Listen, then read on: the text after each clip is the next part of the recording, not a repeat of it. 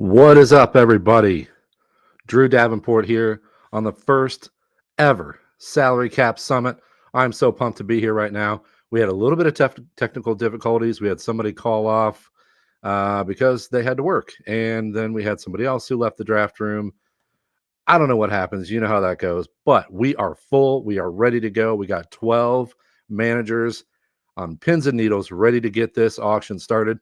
The reason that you see the screen the way it is right now is because I'm about to share the full draft board. That is the best part about this whole thing. Let's get you in there. I'm going to show the entire draft board, and you're going to see that the entire time that we are in the draft, because I'm just going to be running my FWM. Y'all know what that means if you follow me, but I'm just going to be running my mouth for 2 hours and talking about what's going on here. And you're going to be able to see every step of the way.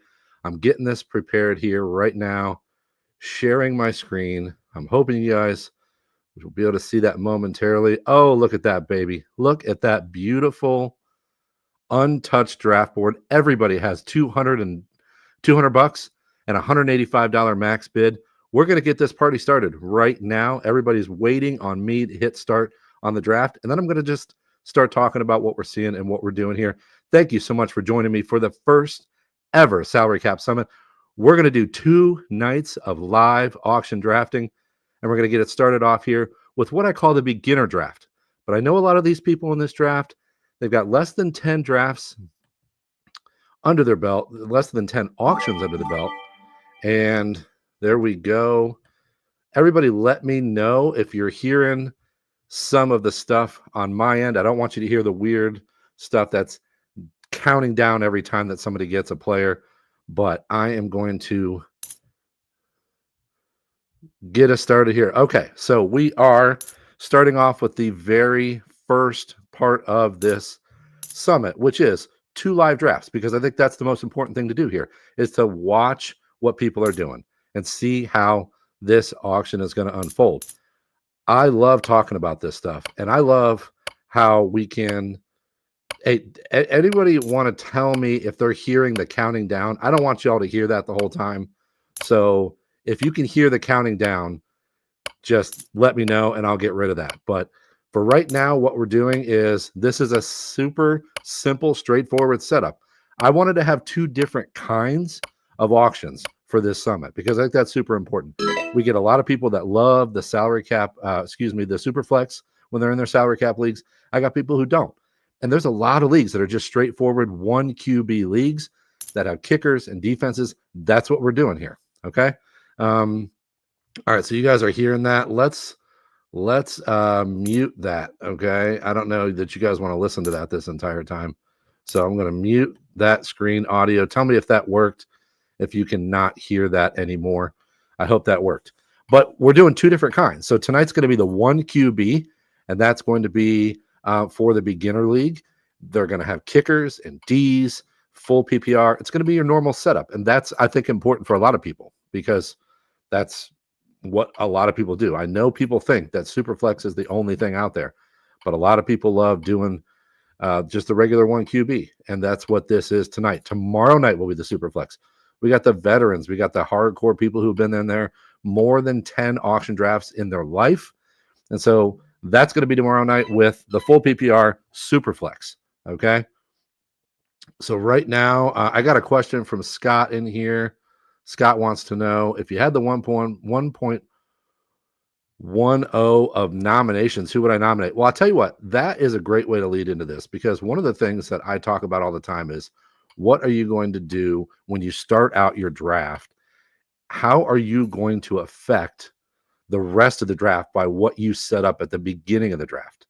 And I'm not telling you that all the time. I think it's super easy to figure this stuff out. A lot of times it's not. A lot of times that's why I tell you these are things that you have to think about ahead of time, because your draft is going to be influenced by what you do at the beginning. I know that that sounds weird, but because there's so much money in the room and you kind of think to yourself, well, this can't be a mistake or that can't be a mistake. But you only get 1 nomination. So let's say that you're the 5th nomination.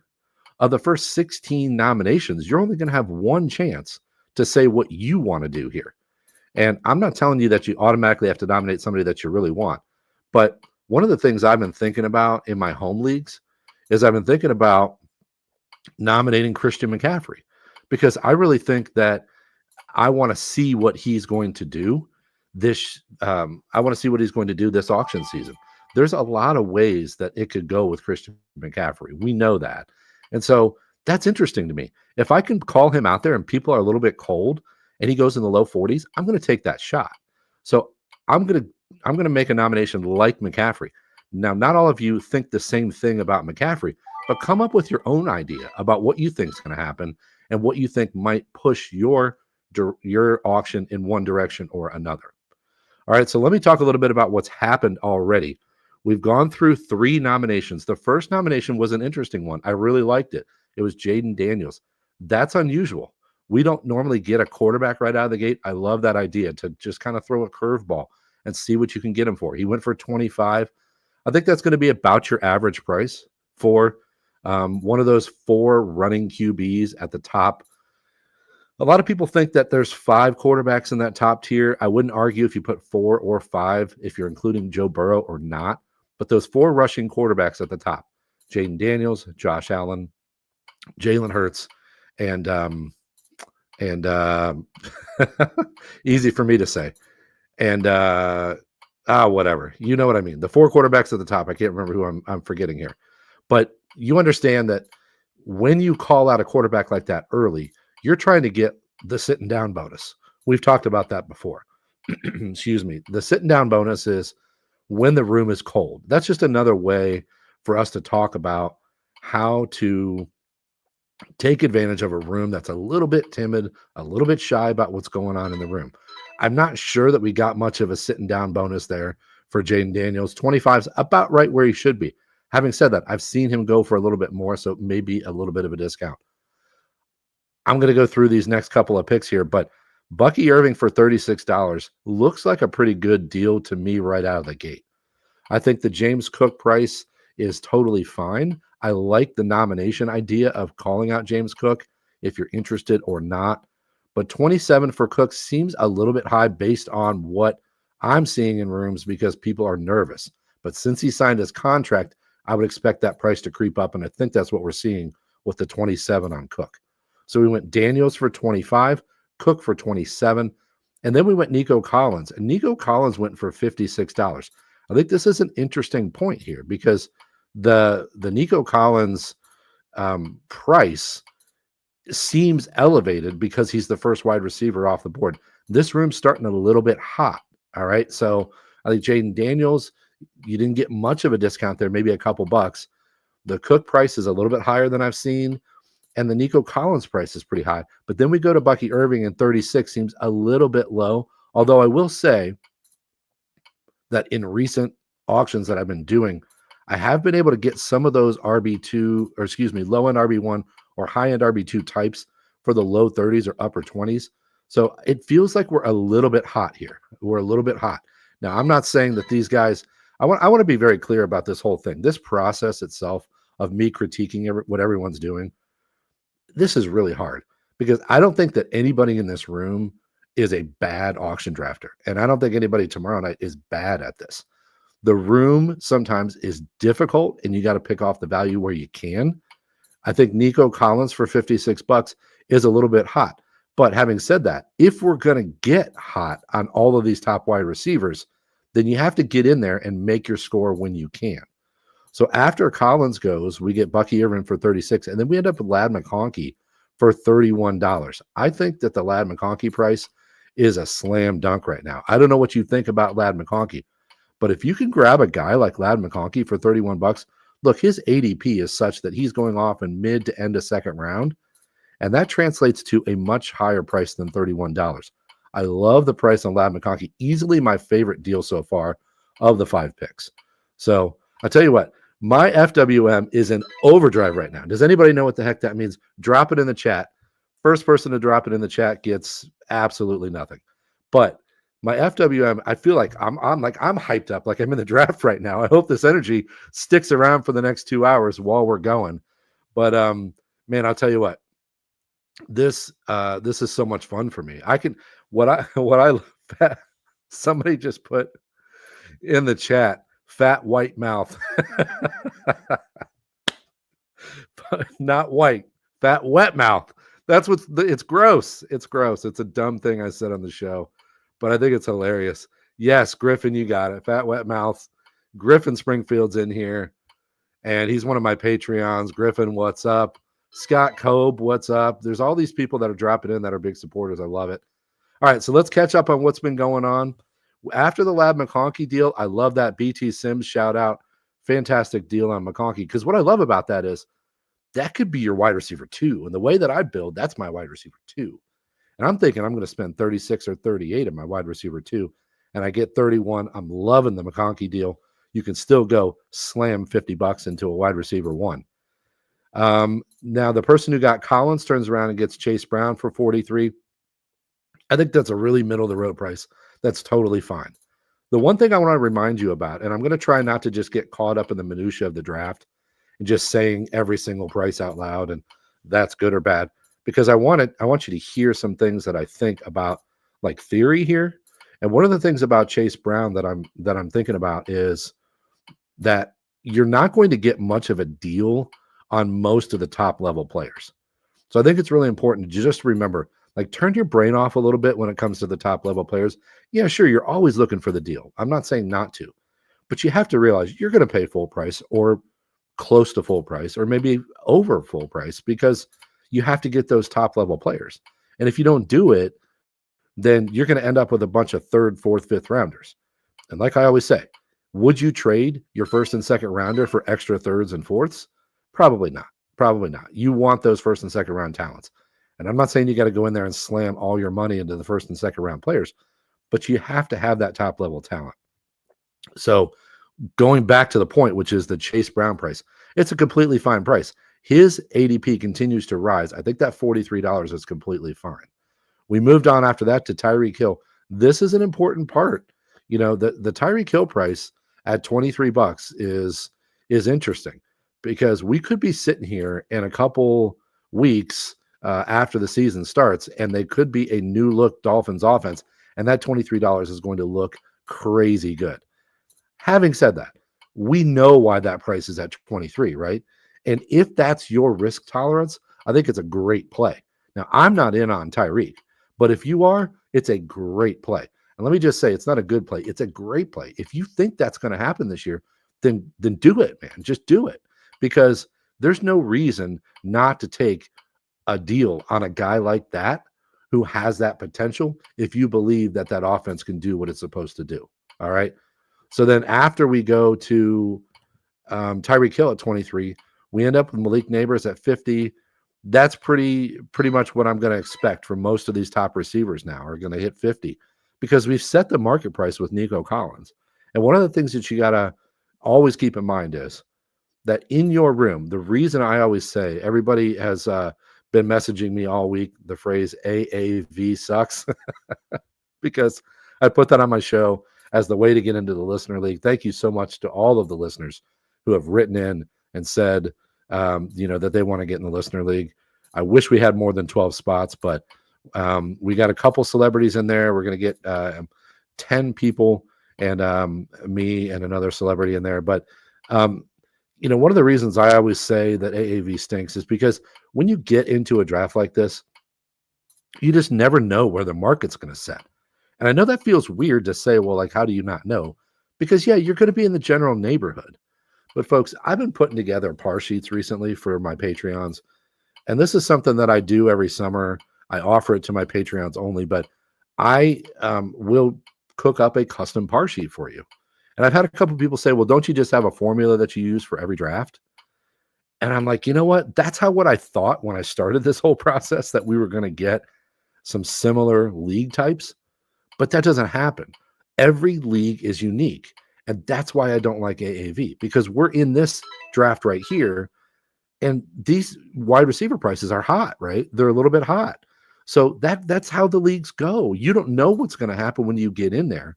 And if it's hot, you're going to look at yourself and say, okay, well, I was going to pay 41 for a receiver, and I wanted it to be like a bottom tier wide receiver 1. Maybe that's not going to happen. You might not get that. And if you don't get that price, then you got to figure out, how am I going to change? Am I going to drop down on my wide receiver one idea, or am I going to slam the money into it and take it from somewhere else? Remember, there's always a push and pull here, right? Because the push and pull is about where the money's going to go league wide as well as in your team. Okay. It's not just about like whether or not you want to spend the money, it's about league wide, right? Because if the money is hot and heavy early, then it pays to just hang out and wait, right? It pays to hang out and say, I know the prices are going to come down. And while I'm running my FWM, we got Jamar Chase up there for $67. But then we also got Ashton Genty for 43. Anybody want to chime in the chat and tell me what they think about Genty for 43 versus Chase for 67? I'm not saying either one's bad or incorrect or anything. Tell me what you would take away from that. And the fact that right now we can get a Chase Brown for 43 and a Genty for 43 and a Bucky for 36, but we've got to pay 67, 50, or 56 to get a top receiver. Anybody want to, yeah, I see, is it Raj? I see the MD thing. Raj, what's up? Thank you so much for being here. Yeah, the Genty deal, it's a great deal. What does that tell you? Running back, yes, Connor nails it here. Thank you, Connor. Running back prices are a little bit depressed, right? What's up, Raj? Yeah, I thought that was you. Are you working? Are you trying to save lives, or are you trying to learn about auctions? Just kidding. Just kidding. Thank you so much for being here. Connor nails it. Running back prices are a little depressed right now, right? So if you went in here and you're like, I'm going to get wide receivers, what's the thing that I talk about sometimes on the show? It's like, you can't force it, man. You can't make the draft do what you want it to do. When I sit down at a poker table and there's bad players around me and I'm not getting any cards, I'm not just going to be able to bowl them over by shoving all in. They don't care. They're just going to call me. Same thing in an auction draft. If you sit down and you're like, hey, I'm going to get these awesome wide receivers, but you don't have enough money, then you got to change. It's okay, but you have to figure that out. You got to see it happening. It's happening right now in front of you. What do you do? Do you say, I'm still going with the wide receivers? Or do you say, now I gotta do something else? The value's on the running back. And I'll tell you what, in the last couple of years of the Listener League, I've really pivoted. I've said I'm going to go for the wide receivers, and it didn't work out. And I leaned into the running backs. Now that's netted me like a super 6th, 7th, and 8th place. Anybody who's been in the Listener League knows I've got my butt kicked in that league the last couple of years. Well, every year. I haven't even made the playoffs in my own Listener League. Does everybody want to have a good hearty laugh? Everybody in the chat, laugh at Drew.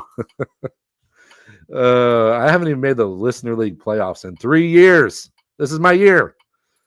So yeah, Connor says, well, why do we think it is? I do think it's because of the 3 wide receiver spots, and then you've got a flex. You can start up to 4 wide receivers. So Jameson dropped in. Jameson, what's up? Hung out with Jameson last weekend. Love this dude. He is a big auction guy, and he's been a supporter of the show from the beginning. I didn't even know that till last year that he was listening to my show. Appreciate you, Jameson. But yeah, it definitely happens where people are like, okay, I can start 4 wide receivers, so I'm going to blow off running back. If that happens, I'm going to lean into that. Now, I'm probably not going to go and get 2 $40 running backs, although that's a reasonable strategy. Probably what I'm going to do is say, okay, I'm going to pull some money from my wide receiver 3 or 2, kind of pull a few bucks from each one and go grab that number 1 RB that's in the low 40s, because that's a nice deal, right? Let's catch up on what's been going on. We had Devon Achane for 45. Again, we're seeing that mid to low $40 price on running backs while we're still having to pay 50 or more for the top level receivers. I want to say again, BT Sims, fabulous deal on Ladd McConkey, because we've got Drake London now at 50, and we've seen Derrick Henry now 47, Achane 45. But let me just say, what do we think is happening here now with Achane and with Henry? Things are creeping up just a little bit, right?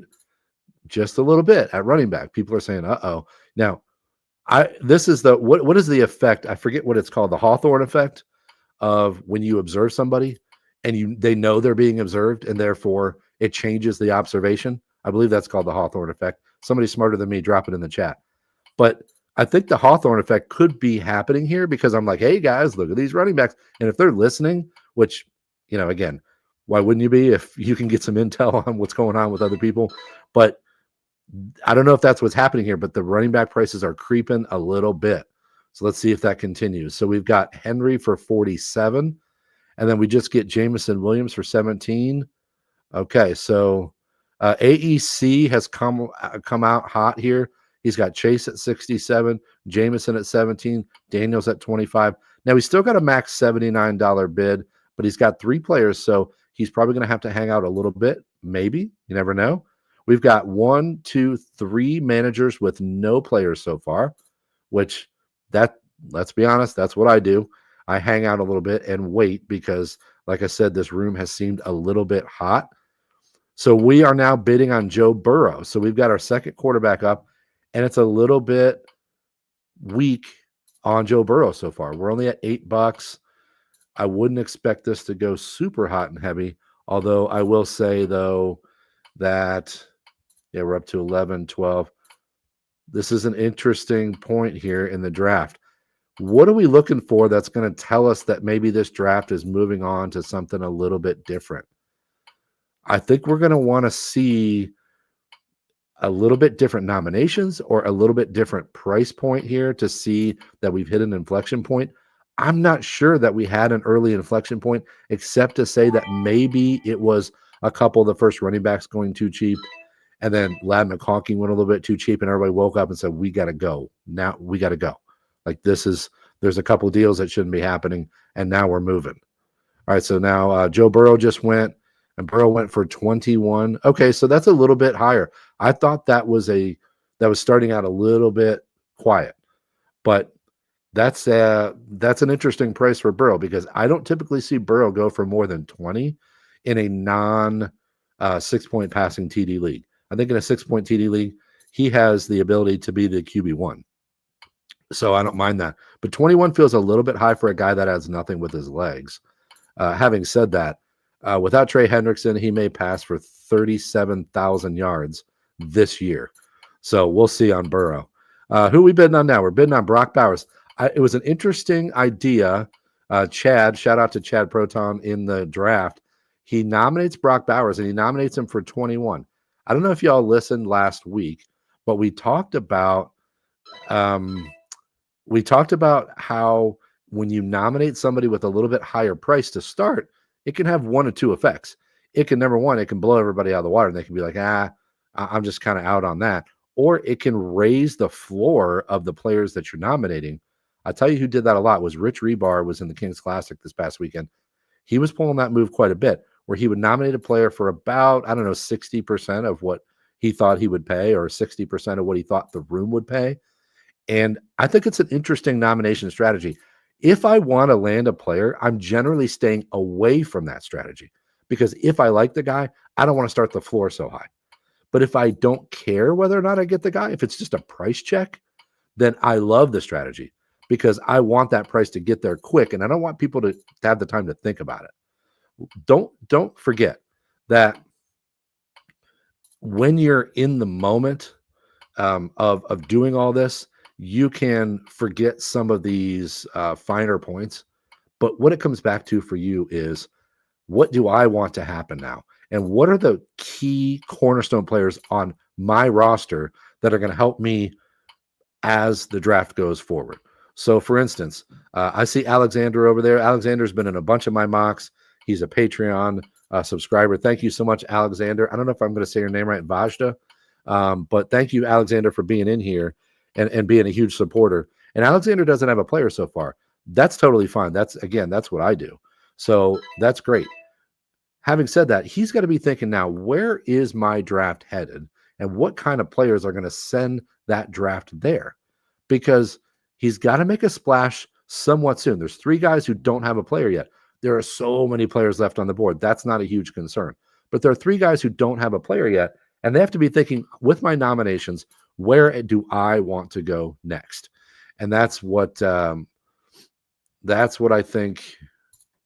Yeah, that's what I think is most key early in the draft.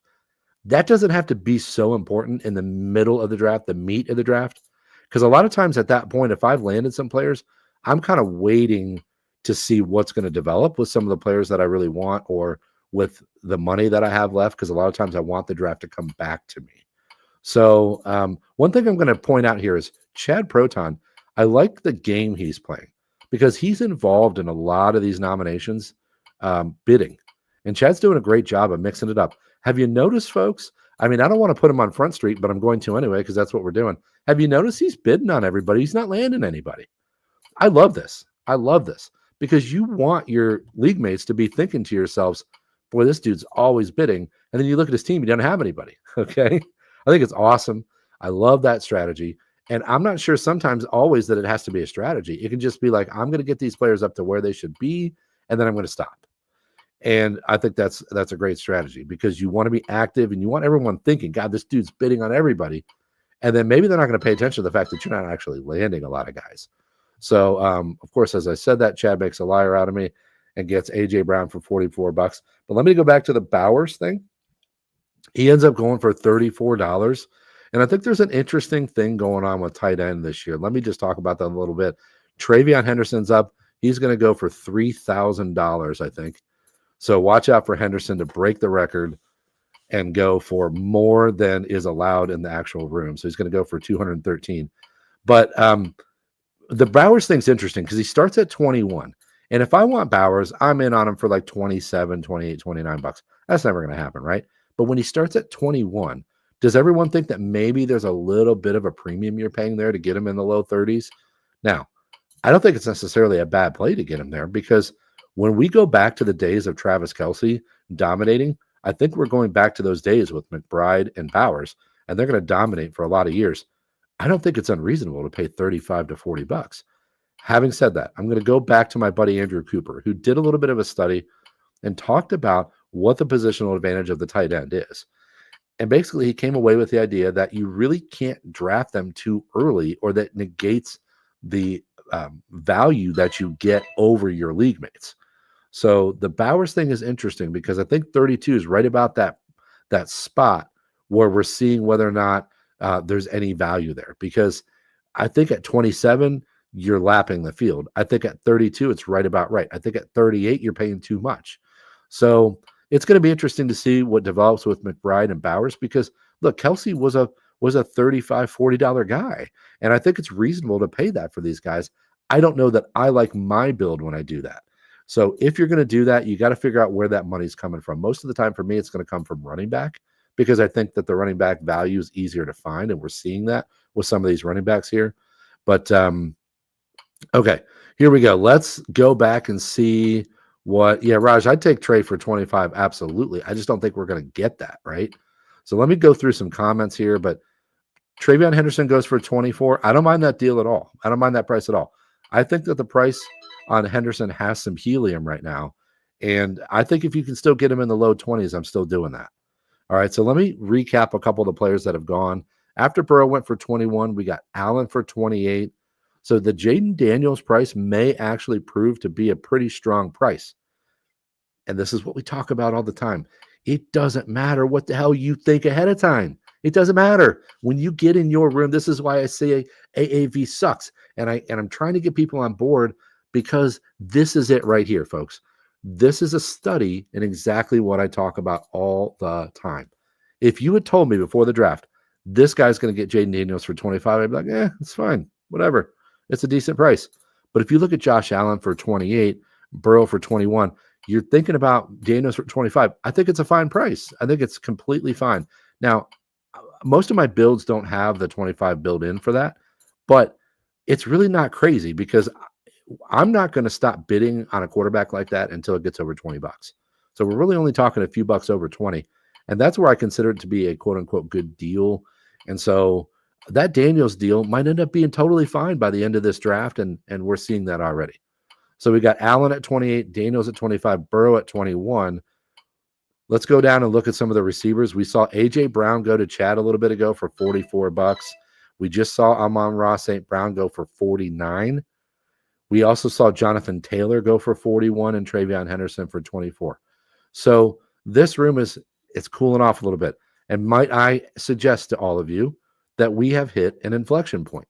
Okay, the draft was super hot. I believe right now we are in the middle of an inflection point. that the players that are coming off the board right now and in the next 10 to 20 nominations, we're going to see the numbers dropping a little bit. And we are already starting to see that with some of these wide receiver prices. Okay, so I think we've hit an inflection point here. One of the things about inflection points that I want to talk about briefly is you can't always tell if you're right about the inflection point. I talked about this in an episode recently. And I said, there are fake ass inflection points. You're sitting in that draft room and you're like, oh, that was weird. We're about to hit an inflection point. And then you realize, no, that was not actually, it was fake because you got a weird price and then it went right back to what it was. So when you're in the middle of it and you see it happening, you can say, okay, this is an inflection point or it is not. It's on you to just follow it through and look at the next 2 to 4 to 5 nominations. Don't be like, the inflection point's here. Now what do we do? You got to follow it through. Like, what is happening in the next couple nominations? This is a perfect example. What just happened? Saquon Barkley went for 52. So I called out, things are cooling down. We might have hit an inflection point. And then bam, 52 for Barkley. So already the highest number for a running back by $7. Or no, Henry was 47. So by $5. So maybe we didn't hit it yet. There's still quite a bit of money left in the room. Keep in mind, we got a team with no players yet, and we've got a couple guys with only one. We got 4 teams with only one player. So at this point, maybe we didn't hit it quite yet. Maybe we got to wait a little bit more, another 5, 6, 7 nominations before some of these top players come off the board, before that inflection point actually hits.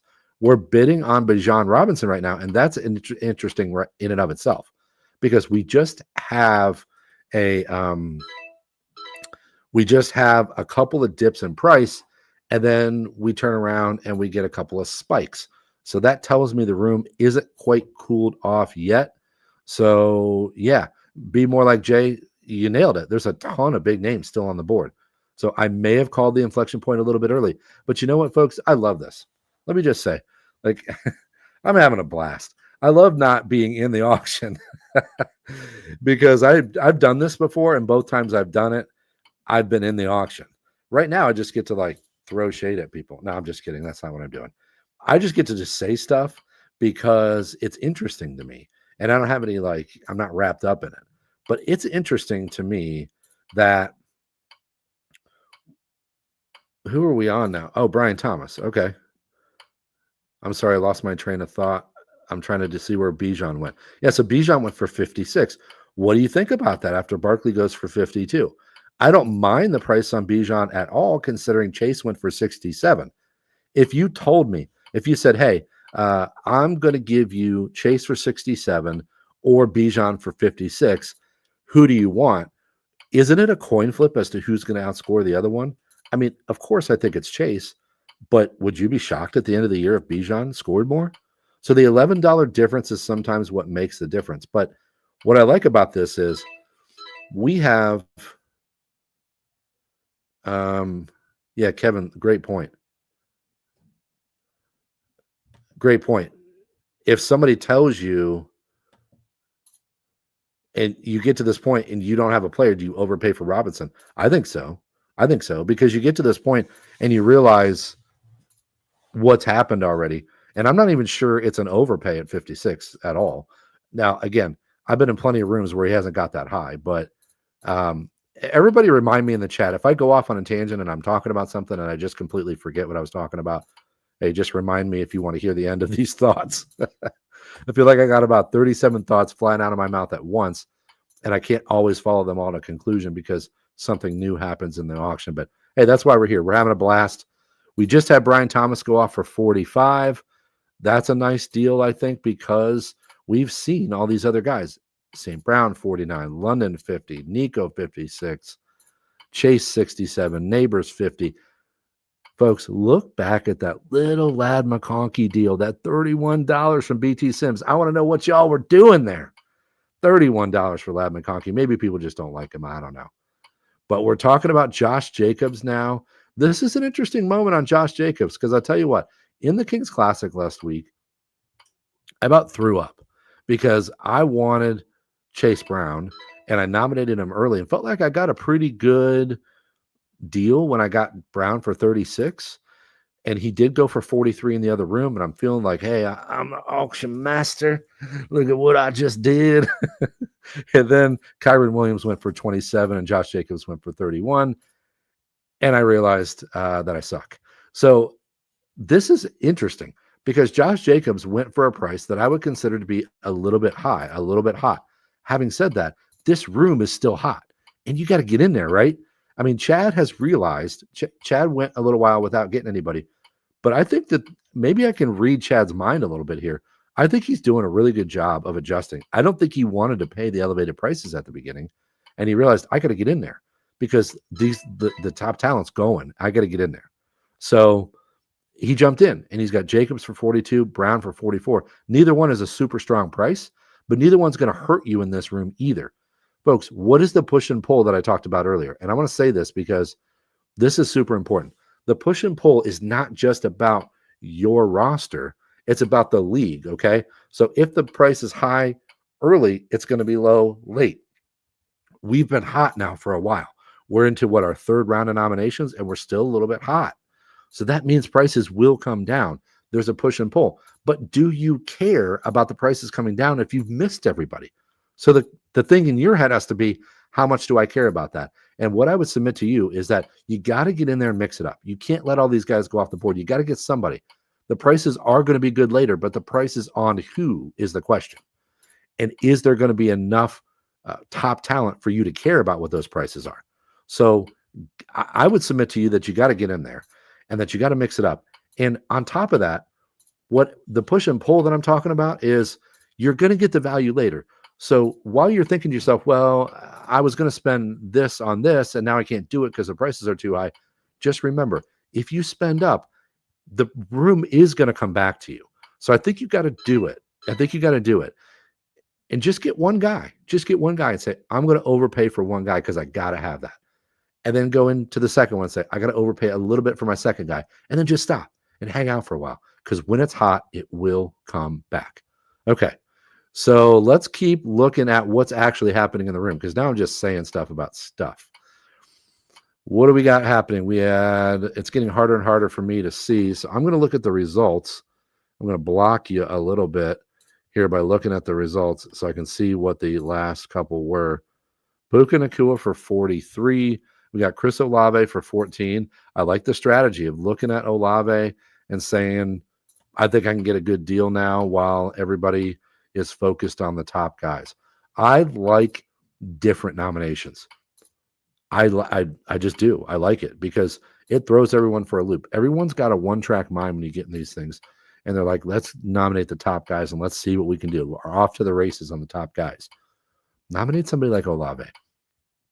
You like Jawan Jennings, you like somebody down lower, you like Josh Downs, just throw it out there and see what you get. And if it goes too high, it's a win-win, right? Because you called somebody out that you kind of wanted, but he went too high. Whatever, shrug your shoulders, right? Who cares? They paid too much. You're happy about that. Okay, so we just had our second tight end go off the board. Fun little moment here. The second tight end is George Kittle at 34. He matches the Brock Bowers price.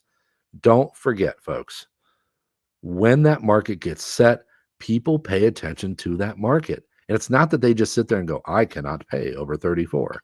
But subconsciously, it's like, this is what the market is, this is what I'm doing. And so that's going to happen. There's going to be that effect there. And we've got our first kicker nomination, BT Sims. I bet you anything he is a avid listener of the league because he nominates Brandon Aubrey for $1. Somebody pays $2 and says, nope, you're not getting Aubrey for that cheap. And Sims does what I say to do all the time, which is, hey, if I got my guy for $1, cool. And if not, somebody else is going to pay more, and I'm fine with that too. So Scott's like, oh my God, $2 for a kicker.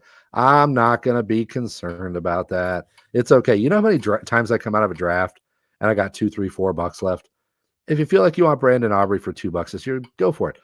But my home leagues are high performance kicker scoring. I know that sounds dumb, but my home leagues are 0.1 for every yard. So a 43-yard kick is 4.3. And we don't penalize for missing kicks. So I think it's okay if you want to say $2 for Brandon Aubrey. I think that's all right. he was a absolute monster when Dak Prescott was in there, and he changed a little bit when the offense started to fall off. But okay, what else we got going on here? The recent results. We had Aubrey, and then we had Jackson Smith and Jigba. Okay, now are we hitting the inflection point? Because he went for 32. I think that's a fun little price for Jackson Smith and Jigba. I don't know personally what I'm going to do if I'm presented with that price in a draft room, but I'm pretty sure that I'm saying 33 on JSN. I think that's a nice little deal. And like I said before, if you're paying in the low 30s for your wide receiver 2, you can go ahead and slam 45 or 50 bucks on your wide receiver 1 or other positions. And that's what Scotty's done here. He's got Bucky Irvin and Jonathan Taylor plus Travion Henderson. Boy, that's a murderer's row of running backs there. And then he knows, hey, I can't spend 50 on a top wide receiver. I've got to go a little bit cheaper. He gets JSN for 32. Love the idea here. Love the build. And let's see what else we got here. Wilson's doing something interesting. I like that. Wilson has decided he's going to play the value game at wide receiver. He's got Hill at 23 and Olave at 14. He's only got $37 invested, and he's got a couple of strong receivers. Now he can play around a little bit and see what he wants to do. We got Jalen Hurts up right now. I want to see where this goes because we had Allen at 28, Daniels at 25. So we've got the 4 rushing quarterbacks at the top. I want to see where this price ends up because Burrow was at 21. You know we're going north of Burrow, right? So we're already up to 23 on Hurts. Let's go back to the Kittle versus Bowers conversation, okay? The Kittles versus Bauer thing is interesting because Bowers goes for 34 and Kittle goes for 34 as well. Same exact price. What's everyone think about that? I mean, I personally think that Kittle on a per game basis is just as good as Bowers. My problem is that they forget about George Kittle sometimes. However, I think some of the injuries there are going to mean that Kittle is going to be the guy more than we think he will. So I think that's an interesting point in the draft here because you know that Trey McBride is going to get a pretty good price. Is he going to go for more than 34? But it's interesting that Kittle and Bowers went for the same price, right? If you're the Bowers guy, you're feeling pretty good, right? You're feeling pretty good. So, yeah, I agree. Is that Matt? What's up, Matt? I don't think I saw it. Guys, the comments are coming fast and furious. We got like 1,600 people watching the live stream. I'm going to be honest, folks. I'm going to try not to get choked up here. I love y'all, man. I told my wife earlier today, I said, hey, I'm doing this to push this format forward. I want everyone to see how exciting it is to be in an auction draft. And I'm doing this because I want to just raise awareness of how much fun this is. And it's not about the clicks or the views. If you've looked at my YouTube channel, you know that I haven't put anything on YouTube in a couple of years because I've been focusing on my Patreon and I've been focusing on my TikTok and stuff like that. I'm not a big YouTube guy. I'm not here to get 5,000 subscribers on YouTube. I'm just here to provide content for you. And so the whole purpose of doing this was not to bring people in for clicks. And I told my wife earlier today, if I get 150 people that are watching this thing, I'll feel great because I'll feel like I'm doing something for the community. And like I said, I'm going to try not to get emotional here. 1,600 people watching this thing is unbelievable. Thank you so much. I cannot stress how cool that is for me to see. I don't even know what to say. That's unbelievable. 1,600 people. That's unbelievable. Thank you, everybody. Back to the content before I start blubbering like an idiot. All right, we got CeeDee Lamb now. We getting busy. Okay, McCaffrey just went for 53. Interesting. Bijan was at 56. McCaffrey's at 53. How do you think the people are feeling with Ashton Genty for 43 and Devon Achane for 45 and Henry for 47, Chase Brown for 43? I know they're down a little bit of a tier, and so we are seeing that the striations there. Is that the right word? But the stratification of those players laid out by the tiers. I mean, that's pretty obvious, right? So, Ed, what's up, buddy? Love you, bud. So what are we seeing here with where'd the last one go? I missed Marvin Harrison for 27. That's a fun price. Lamb, what'd he go for? 51. Folks, we are right in the wheelhouse. And this is why people always talk about like, hey, you have to remember that when the market gets set, like people are rarely going to go outside the market unless they feel backed into a corner, like they got to do something. I love what Team Pizza did there. He waited around a little bit, and he still found a decent price on Lamb. Lamb is going to go off the board as the second receiver in a lot of drafts. He gets a deal getting Lamb for right around third or fourth wide receiver price. I love the Lamb deal there, considering the room.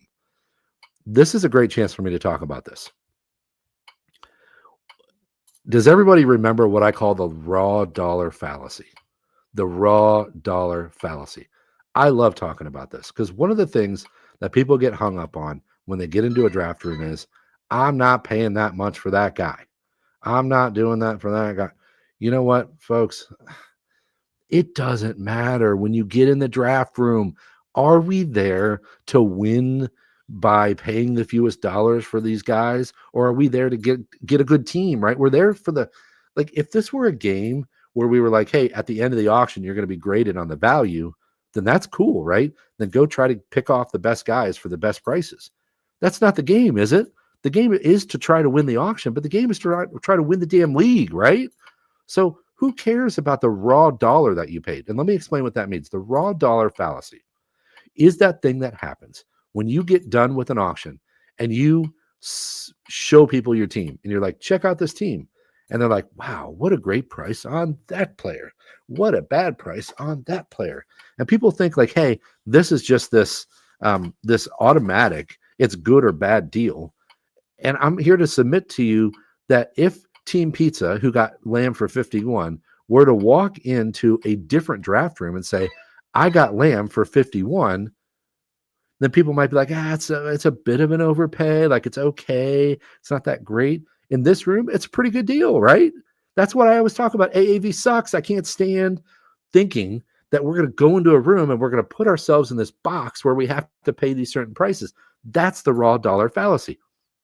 You cannot sit there and judge what somebody got in that room, whether or not it's a good deal, right?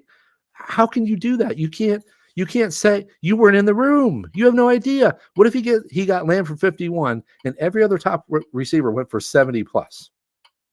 That's a banging deal then, right? It's the room, fellas. It's the room, ladies and gentlemen. I just can't stress that enough. Don't fall victim to the raw dollar fallacy that says player X went for X price and therefore it's a good deal. That's never how it works. It only works that way when you compare it to the other deals in the room. Okay? So off my soapbox. I got a little worked up there, didn't I? Folks, I tell you what, 5-hour energy is a dangerous thing. I took one before I came on the air because I wanted to have a lot of energy and I want to be able to sustain 2 hours of live streaming by myself. How's my FWM out there? Drop it in the chat. How's my FWM going right now? I am freaking hyped up. Can you tell? Okay, where are we? Are we having an auction or am I just saying stuff? What's going on in the auction room? That's the whole point of this thing. We've got Jahmyr Gibbs. This is a big moment, okay? Jahmyr Gibbs is up, and he's one of the last top running backs. And we've still got several teams that don't have a running back at all. Gibbs comes in at $54. Once again, can I just say, you know where these guys are going to slot in at some point. It's really important that you get in there before they're slotted. What do I mean by slotted? You know that Gibbs is, he's better than this guy, but he's worse than this guy. So once all of those players start to fall in, click, click, click, click, McCaffrey 53, Gentry 43, Robinson 56, Achane 45. Once those guys start to click in, it's what I call they're slotted. They're slotted in that spot where people are generally not going to go too crazy outside those slots once they get established. Notice the key phrase there is once they get established. Before they get established is when you strike. Before they get established. You can't wait for the slotting to happen. Otherwise, you're locked in. You're never getting a deal. Or the worst thing about it would be you're locked in to having to overbid on a player. All right. So you just have to keep in mind that as soon as the slotting happens, as soon as that market is set, it's not even just like, oh, I set the top of the market. It's every guy. You can see it in this draft room right now. It's every guy, how they slot in there. And that's why Jahmyr Gibbs ends up where he does. Okay. So I know that was a long way of saying that, but yeah, I don't know how to say that name. Omni Scientia?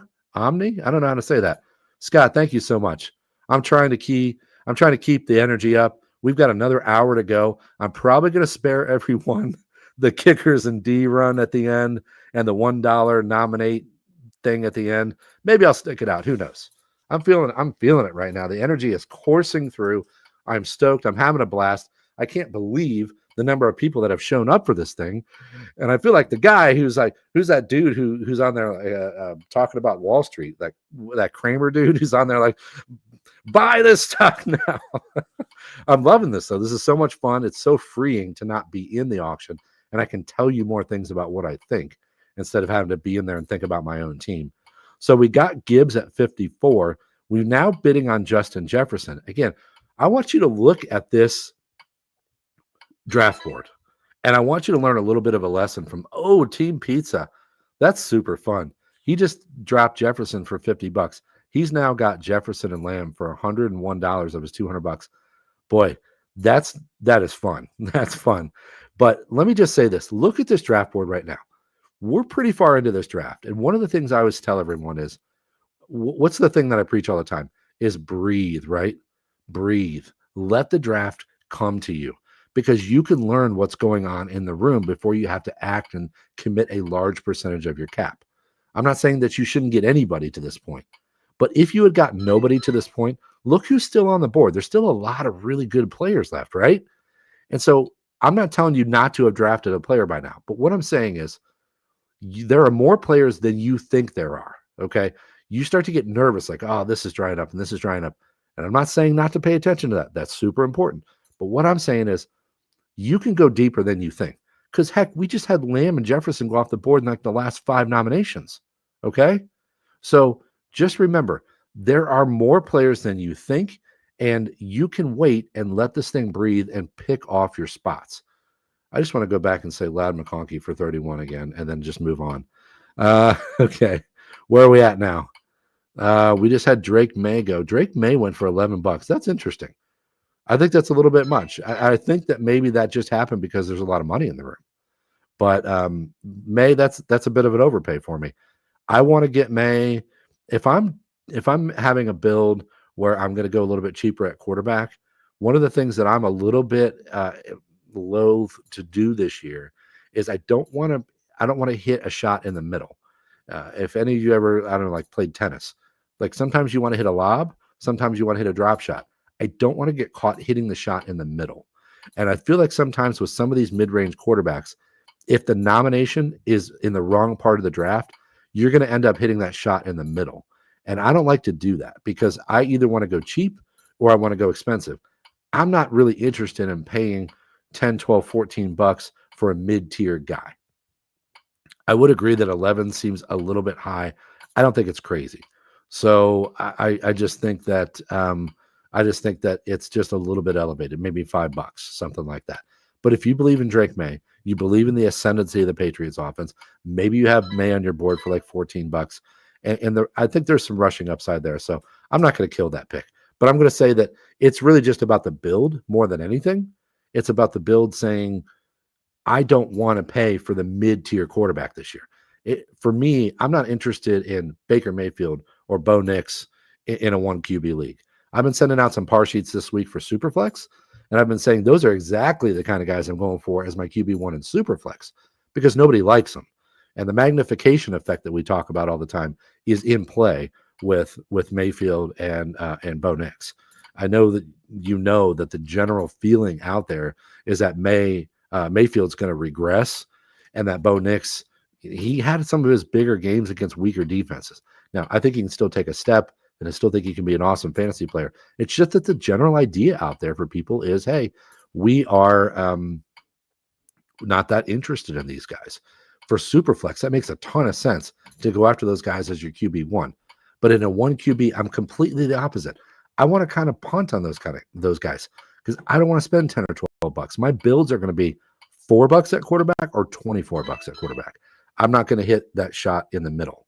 So, Scott, I'm not giving away your secrets, bro. Those are my secrets, Scott. All right, where are we at now? Jalen Hurts. I never saw the bidding through on Jalen Hurts. It went for 23. That's a nice deal. Alexander gets a nice deal there. $23 for Hurts. Considering what's going on in the room, Chad paid 32 for Lamar Jackson. So we're seeing the top of the market come in the low 30s. That's not unusual. The stratification here is pretty right on. The Burrow price now is looking a little bit better because he ended up going as the 5th quarterback off the board, right? And that's really where he's pigeonholed. He's behind the 4 rushing quarterbacks, but he's ahead of the rest of the field. I still think 21's a little bit high. I'd like to see him go for like 18 there, but hey, it is what it is. The Hurts price at 23, chef's kiss. All right, what else are we looking at here? We have Mark Andrews went off the board. We snuck that one in at $10. George Pickens for 23. And then we had Cortland Sutton for 22.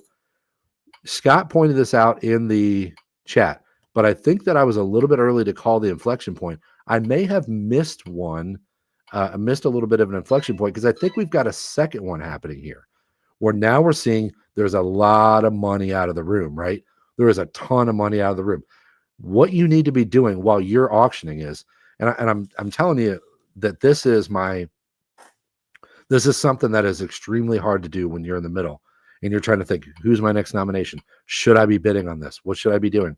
This is hard to do, but take a snapshot with the entire board and say, who has money left and who has the most money left, but also what are people who have the money left lacking and what should I be paying attention to?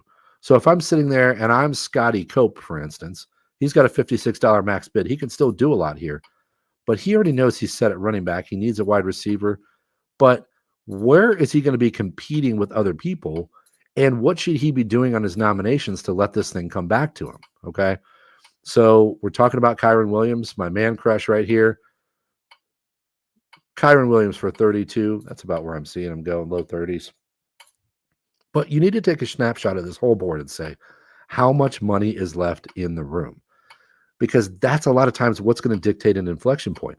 I've said on the show that the inflection points, you can spot them a couple different ways.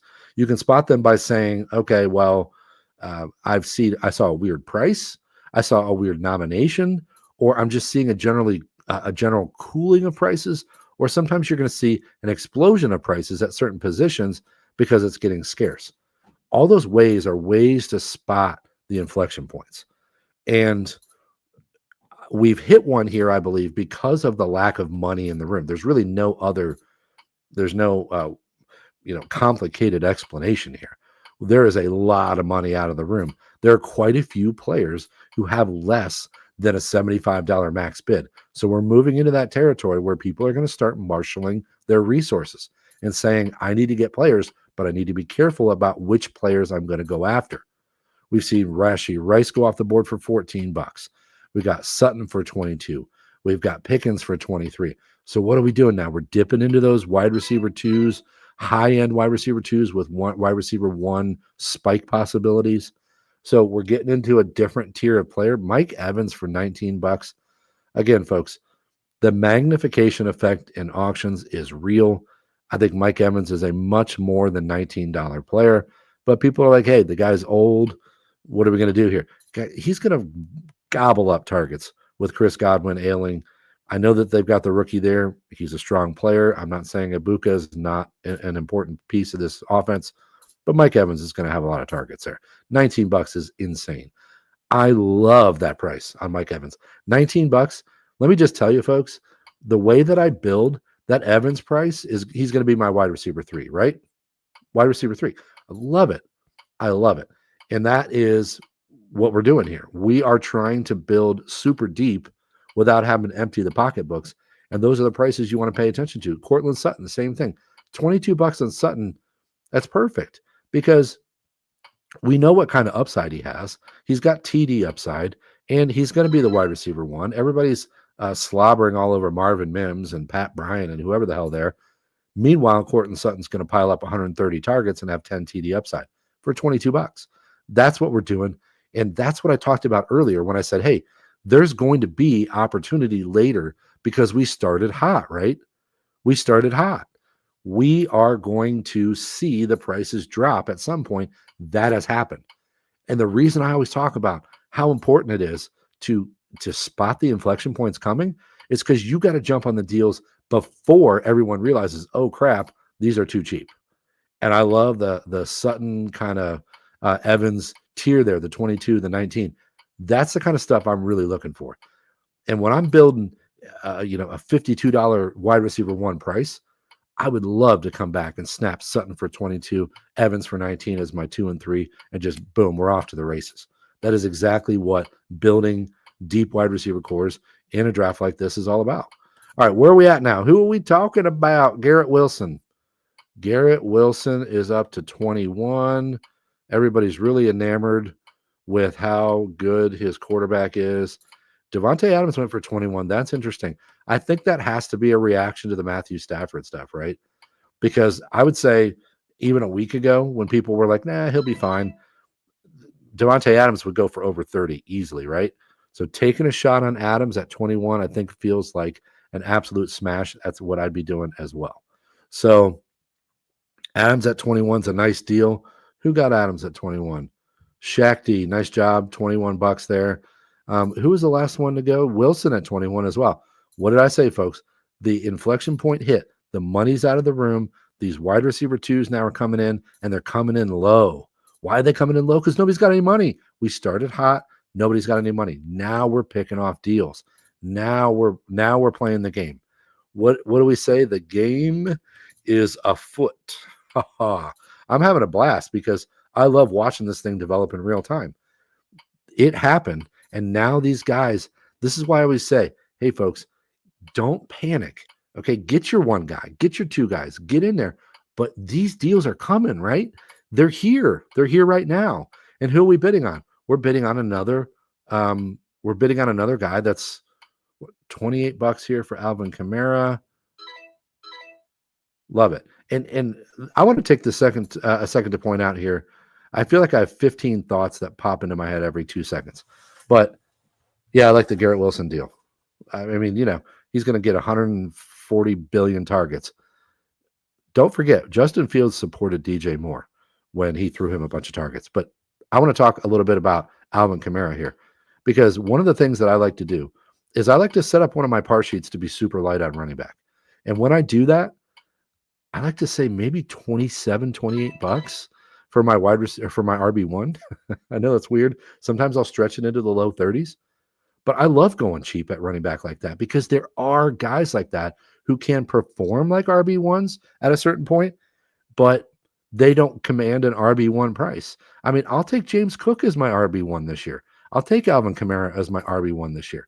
So what's the best offline backyard auction software? I think it's Football Guys, Draft Dominator. Michael Nappy says, what is the best offline backyard auction software? I think it's the Draft Dominator from Football Guys. I absolutely love it. I think it's the gold standard in the industry. I'm not here shilling for Football Guys. This is an Auction Brief sponsored event. So all I'm here to say is I think the Draft Dominator from Football Guys is the gold standard. But let me go back to the whole wide receiver running back thing. When I'm in a draft where I see the wide receiver prices going too high, a lot of times what I do is I just dump out a running back altogether. Now, I'm spending a little bit more on running back this year than I have before. That's not unusual. A lot of people are. But if I'm seeing these prices where I can go mid to upper 20s and take a guy as my RB1, maybe you can pair two of those guys as your RB1 and 2. You're not spending so much. They're not actually RB1s. I understand that. Kamara, James Cook, but they can perform like that on a week-to-week basis. And when they don't, that's okay because you're stacked at wide receiver, right? So, Matt, did you say hi yet, Matt? What's up, dude? Matt's coming on the live stream on Tuesday night. He's an auctioneer, and he is going to give us his insights from being an auctioneer. We talk about the 10,000 hours becoming an expert at things, and Matt is an expert auctioneer, and he's going to dive into the psychology of auctions and what people do in an auction and how their brains work, because that's what we're doing here. The art of auction drafting is what we're trying to crack, right? That's what we're trying to do. So Matt's going to help us with that on Tuesday night. Don't forget, we've got a live feed tomorrow night doing the exact same thing, but it's going to be a super flex draft. And then Tuesday night at 7:30, we've got Scott Pianowski, Dave Richard, Jim Coventry, Joe Dolan. We've got Matt, the auctioneer expert. And I've got a surprise big name guest that I believe is going to be popping in. It's going to be a big one. Don't miss the live stream, 7:30 on Tuesday night. That's not going to be an auction. It's just going to be big name folks talking to you about their strategies, how we move the industry forward, and how we get better at this thing we love. All right, so let's get back to the actual auction here that we're talking about. What have we got here recently? Some of the results. Trey McBride. Oh, hey, this is what I've been waiting on. I've been waiting on the McBride price. $31. Oh, baby, Wilson. Great job, Wilson. One of the things that happens is, and I talk about this all the time, you can talk about scarcity all you want. And let me go back to this something. I feel like Phil Hellmuth here. Because Phil Hellmuth, me and my buddy would joke around about this all the time. Does everyone know who Phil Hellmuth is? I know people don't like him, but he's funny. He's entertaining to me. He's just kind of a jerk, but he says stuff that's really true all the time. He's a guy that just remembers stuff, and like he can't get it out of his head because he got beat somehow. And one of the things that that happened to me, I think it was 4 years ago, was coming off my back-to-back in the Kings Classic, and I jumped in on a player because I thought it was the last guy in the tier and he was going to be cheap, or he was going to be expensive. And I didn't want to overpay. I think there was one or two other guys left in the tier. He was one of the last guys in the tier. And I said, I got to get in now, because if I don't, the other guys, they're going to be way too much money. What ended up happening to me in that moment has stuck with me for 4 years. What ended up happening to me was, sometimes scarcity doesn't matter if there's no money, right? That sounds simple, but I forgot this rule. And you have to take a snapshot, like a mental snapshot, what's happening in the moment, to see whether or not that scarcity is going to matter. Okay. And what happened to me was, a few years ago, like I said, I jumped in on a guy and I was like, okay. And I ended up getting this guy for like $32. It was too expensive. I'm pretty sure it was DJ Moore. And then somebody comes up later and he goes for too cheap. And I was so frustrated with myself. And I had to look back and say, what happened and what did I miss? I missed that there was no money in the room. Okay. Sometimes it's that simple. Sometimes you can go through a whole summer listening to my fat, wet mouth, and you can be like, oh, hey, this is, there's this nuance and this little thing and this little thing. And sometimes it just comes down to pay attention to the obvious stuff. Pay attention to the obvious stuff that says, when there's no money in the room, there's no money to spend regardless of scarcity. And what happened with Trey McBride? He went for 31. He's cheaper than Bowers and Kittle. Now, I'm not saying he's going to finish ahead of them, but if you had the choice between McBride for 31 or Bowers and Kittle for 34, what do you choose? You're choosing the guy that's cheaper, right? I mean, it's so simple. But why did that happen? He's the last elite guy, right? Because it drops all the way off to then Laporta, Kelsey, those kind of types. So what happened there? What happened is there's no money. So sometimes it's just real simple. Don't make it harder for yourself. I'm not here to say that this whole thing we're doing is simple, but I was like so buried in the weeds in that moment a few years ago that I just didn't step back and say, whoa, there's not going to be a big scarcity spike because there's no money here. All right. So the 31 on McBride is a good example of that. Sometimes you got to remember that you got to take it big to small. And I talk about this all the time on the auction brief, cascading decision trees. That's what's really important. What do I mean by a cascading decision tree? What I mean is you got to look at the threshold issue first, then the next issue, then the next issue, then the next issue. And I'm not saying you're going to do that every time, like consciously, but train your brain to do that. Say, okay, well, is this guy going to be expensive? How much money is in the room? How much money does this person have? How much money do I have? How many players are left? What's the scarcity? You run through this little tree of decisions that leads you to an opinion about what you should think. So that decision tree starts with the biggest spot, right? That's not just a, hey, that's not just a, hey, is this scarce? That's a overarching, what money is in the room? And then go down from there. What money's been spent on this position? And then down from there, has the market been set? And then down from there, does this guy really need him, or is he bidding me up? Down from there, and do I need him? Do I have the money? Do they have the money? Boom, boom, boom, boom, boom, boom. Your brain will do that automatically at some point if you train yourself to do it. Now, that's not easy, but the more you do it, the more you pay attention to it. And I was just alluding to this about the inflection points recently, that you're not always going to see them and you're not always going to be right.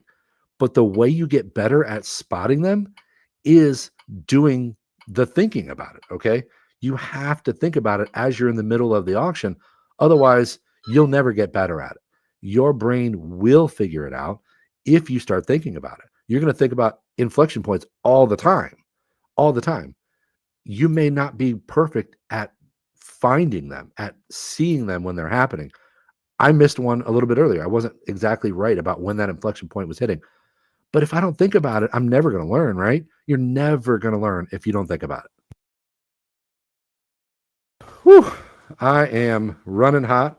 I'm going to take a little drink here, and I'm going to get back into what's going on in the room. I brought down 2 glasses of water. I'm like, I am going to need 2 glasses of water. I went an hour and 10 minutes without taking a sip. I think we're going to be okay here. All right, what's going on in the room?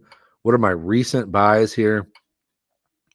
Brees Hall went for 21. We had another kicker go for $2. That's interesting. Metcalf for 15. Uh-oh. Uh-oh, what's happening, folks? What is happening? What did I say? We're running hot early. What's going to happen after that? It's going to come down. The prices are going to come down. That Metcalf price, let me just tell you, I am not a DK Metcalf guy. If you listen to me, you know I'm not a DK Metcalf guy. I can't stand Arthur Smith. I don't necessarily think Rodgers is going to be any good. I think they're going to try to play defense, blah, blah, blah. But Metcalf for that price is silly. Like, just go get him. He could be your wide receiver 4 for that price, right? Like, you don't have to worry about anything if you're pulling a guy like that for that cheap. So, folks, if you don't have a lot of money left and you're sitting in this room right now, these wide receivers are going cheap. It's going to be tempting to hop in there and try to grab some of them. But I think if you've got the core of your team, you just need to wait it out. I think you just need to wait it out. I think you're going to need to punt some nominations. And that's what I'm doing right now. If I'm sitting there and I'm, for instance, I'm Nalaface there in the 1 hole, or I'm JT84 there in the 9 hole, I'm thinking to myself, okay, I've got a limited budget. However, I've got most of my core. I'm just going to hang out, and the draft's going to come to me. And the way you're going to do that is to nominate some players that you know you're not really that interested in, but that are going to draw some money out of the room. I have told you over and over, I don't believe that, quote unquote, wasting people's money early in a draft is effective. I don't believe that. However, I do believe that in the meaty portion of the draft, which is where we are right now, that is an effective strategy. You can call out players you don't want and just say, I'm not interested. I'm not in on this guy right now. And so I'm just going to waste somebody's money, not waste, but I'm going to use somebody's money is a better way to say it, and then go from there. I mean, look, we still have some top players left on the board. Terry McLaurin just went for $18. DJ Moore just went for 16. We've still got quite a few. I don't want to ruin the draft again, the Hawthorne effect, by calling out all these top players, but we still have a lot of players left, and we're getting teens prices now. We are not super crazy far into this draft, and we're getting prices in the teens on some players that I think should be $20+ players. That's the effect of running hot early. That's when the prices are going to come down. So you got to get in and get a player or two, but then if you wait, you're being rewarded right the F now, okay? Because these prices are wonderful. And that's what happens. And that's why you can never say, like, somebody's going to show their auction roster later and be like, I got this player for $16. People are going to be like, that's amazing. It's like, yes, it's probably a good price, like in a vacuum, but it's all about like what was happening in the room at that time. And if that player mattered in that moment for that price.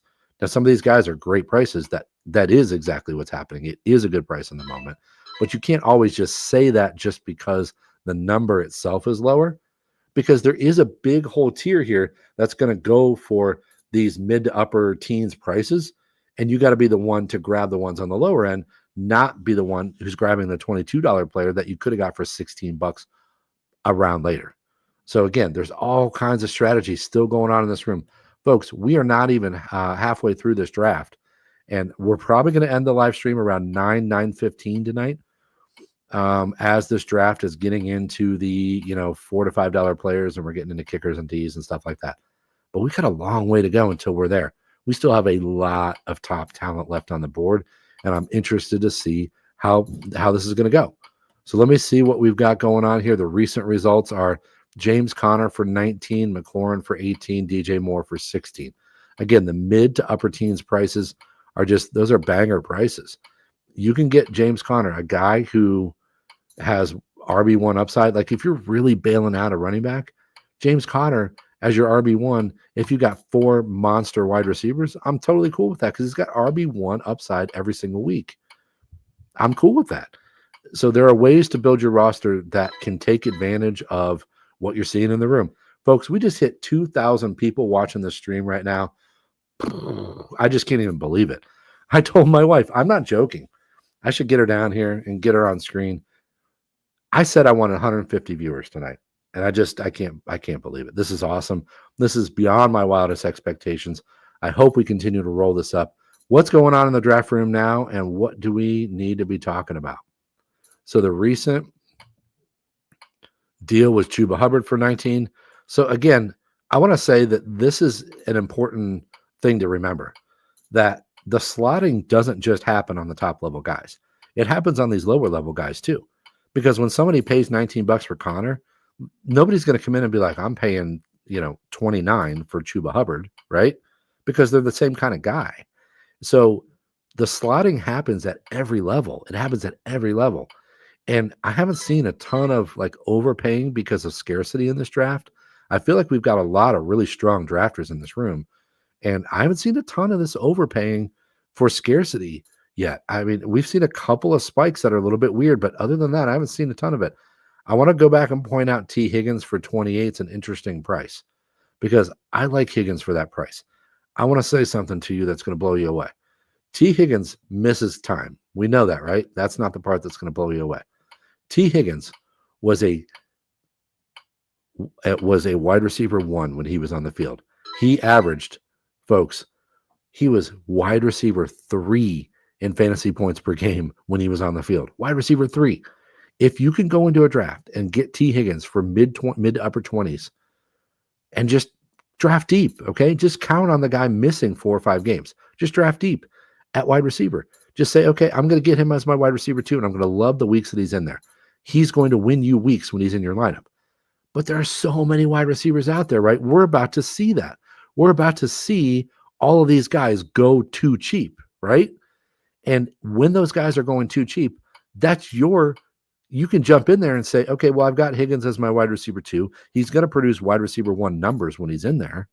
Because remember, the Bengals are going to throw for 38,000 yards this year. I've upped my prediction from 37,000 earlier in the draft. Now I think it's going to be 38,000. But he's going to produce as like a wide receiver 1 when he's in there. Just weather the other weeks when he's out. Because, and hey, what if he plays the whole year? What if, right? I always talk about the Michael Jackson season. I had a buddy a long time ago who used to be obsessed with getting in for people's Michael Jackson Thriller seasons. What does that mean?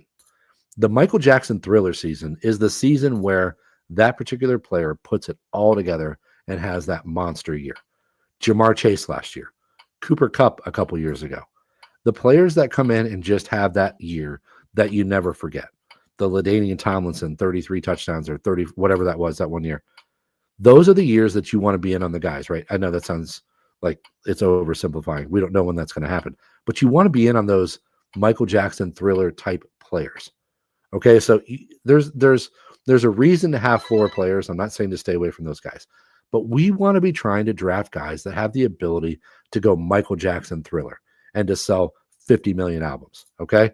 So if you can get T. Higgins as your wide receiver 2 for 25, 27 bucks, and then go back and just grab some of these guys I'm talking about, these cheaper guys, this Terry McLaurin, this DJ Moore, are you going to be upset if you're starting? Now, we're talking about team 1 here who grabbed Higgins for 28, but already has Collins I think it's maybe her. I'm saying he, but I think it's her in her wide receiver 1 spot.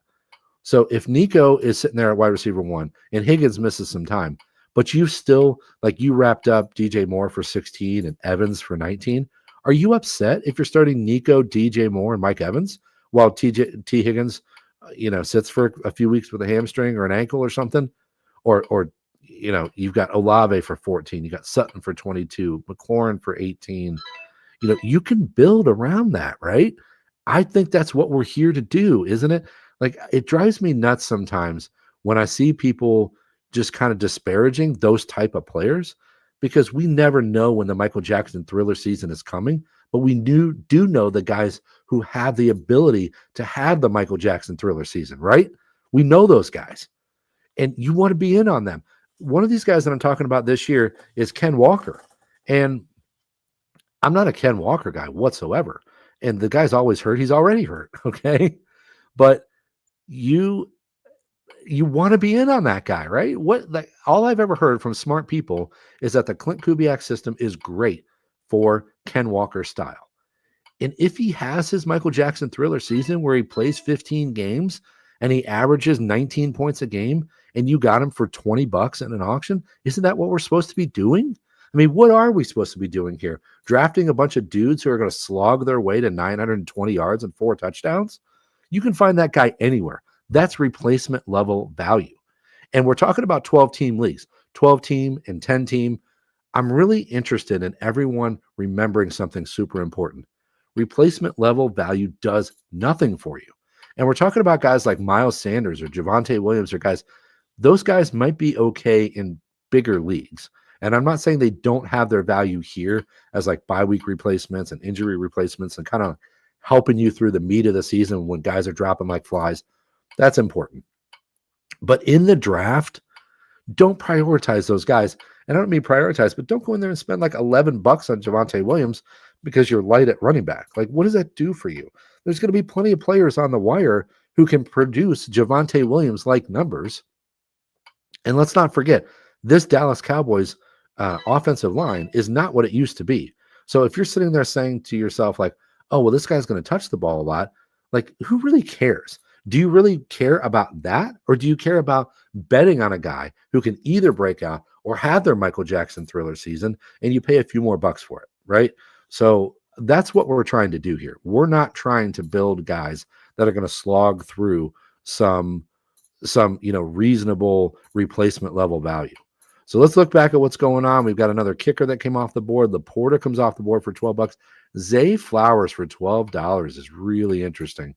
I think that's interesting for a couple reasons. I mean, why can't I go down? That's frustrating. I want to see who's before that. But Zay Flowers for $12 is interesting because, again, he's a guy that nobody is really that excited about. But I think Flowers is a smash for that price for $12. I would love to have him as my wide receiver 4 or 5 for $12. The way that I build, you can get that guy as a 4 or a 5.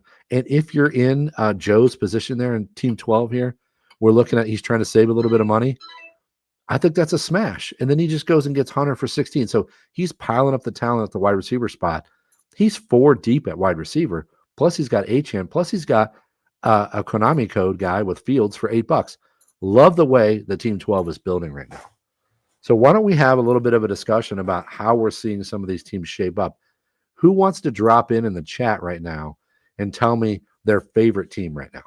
We're pretty deep into this draft, and I'm actually going to crank down the nomination time here so that this thing can go a little bit. Well, yeah, Jace points out a good point that he's got Brian Thomas and Hunter. I'm not sure that I agree with him. I'm not sure that I know what I'm going to do week to week.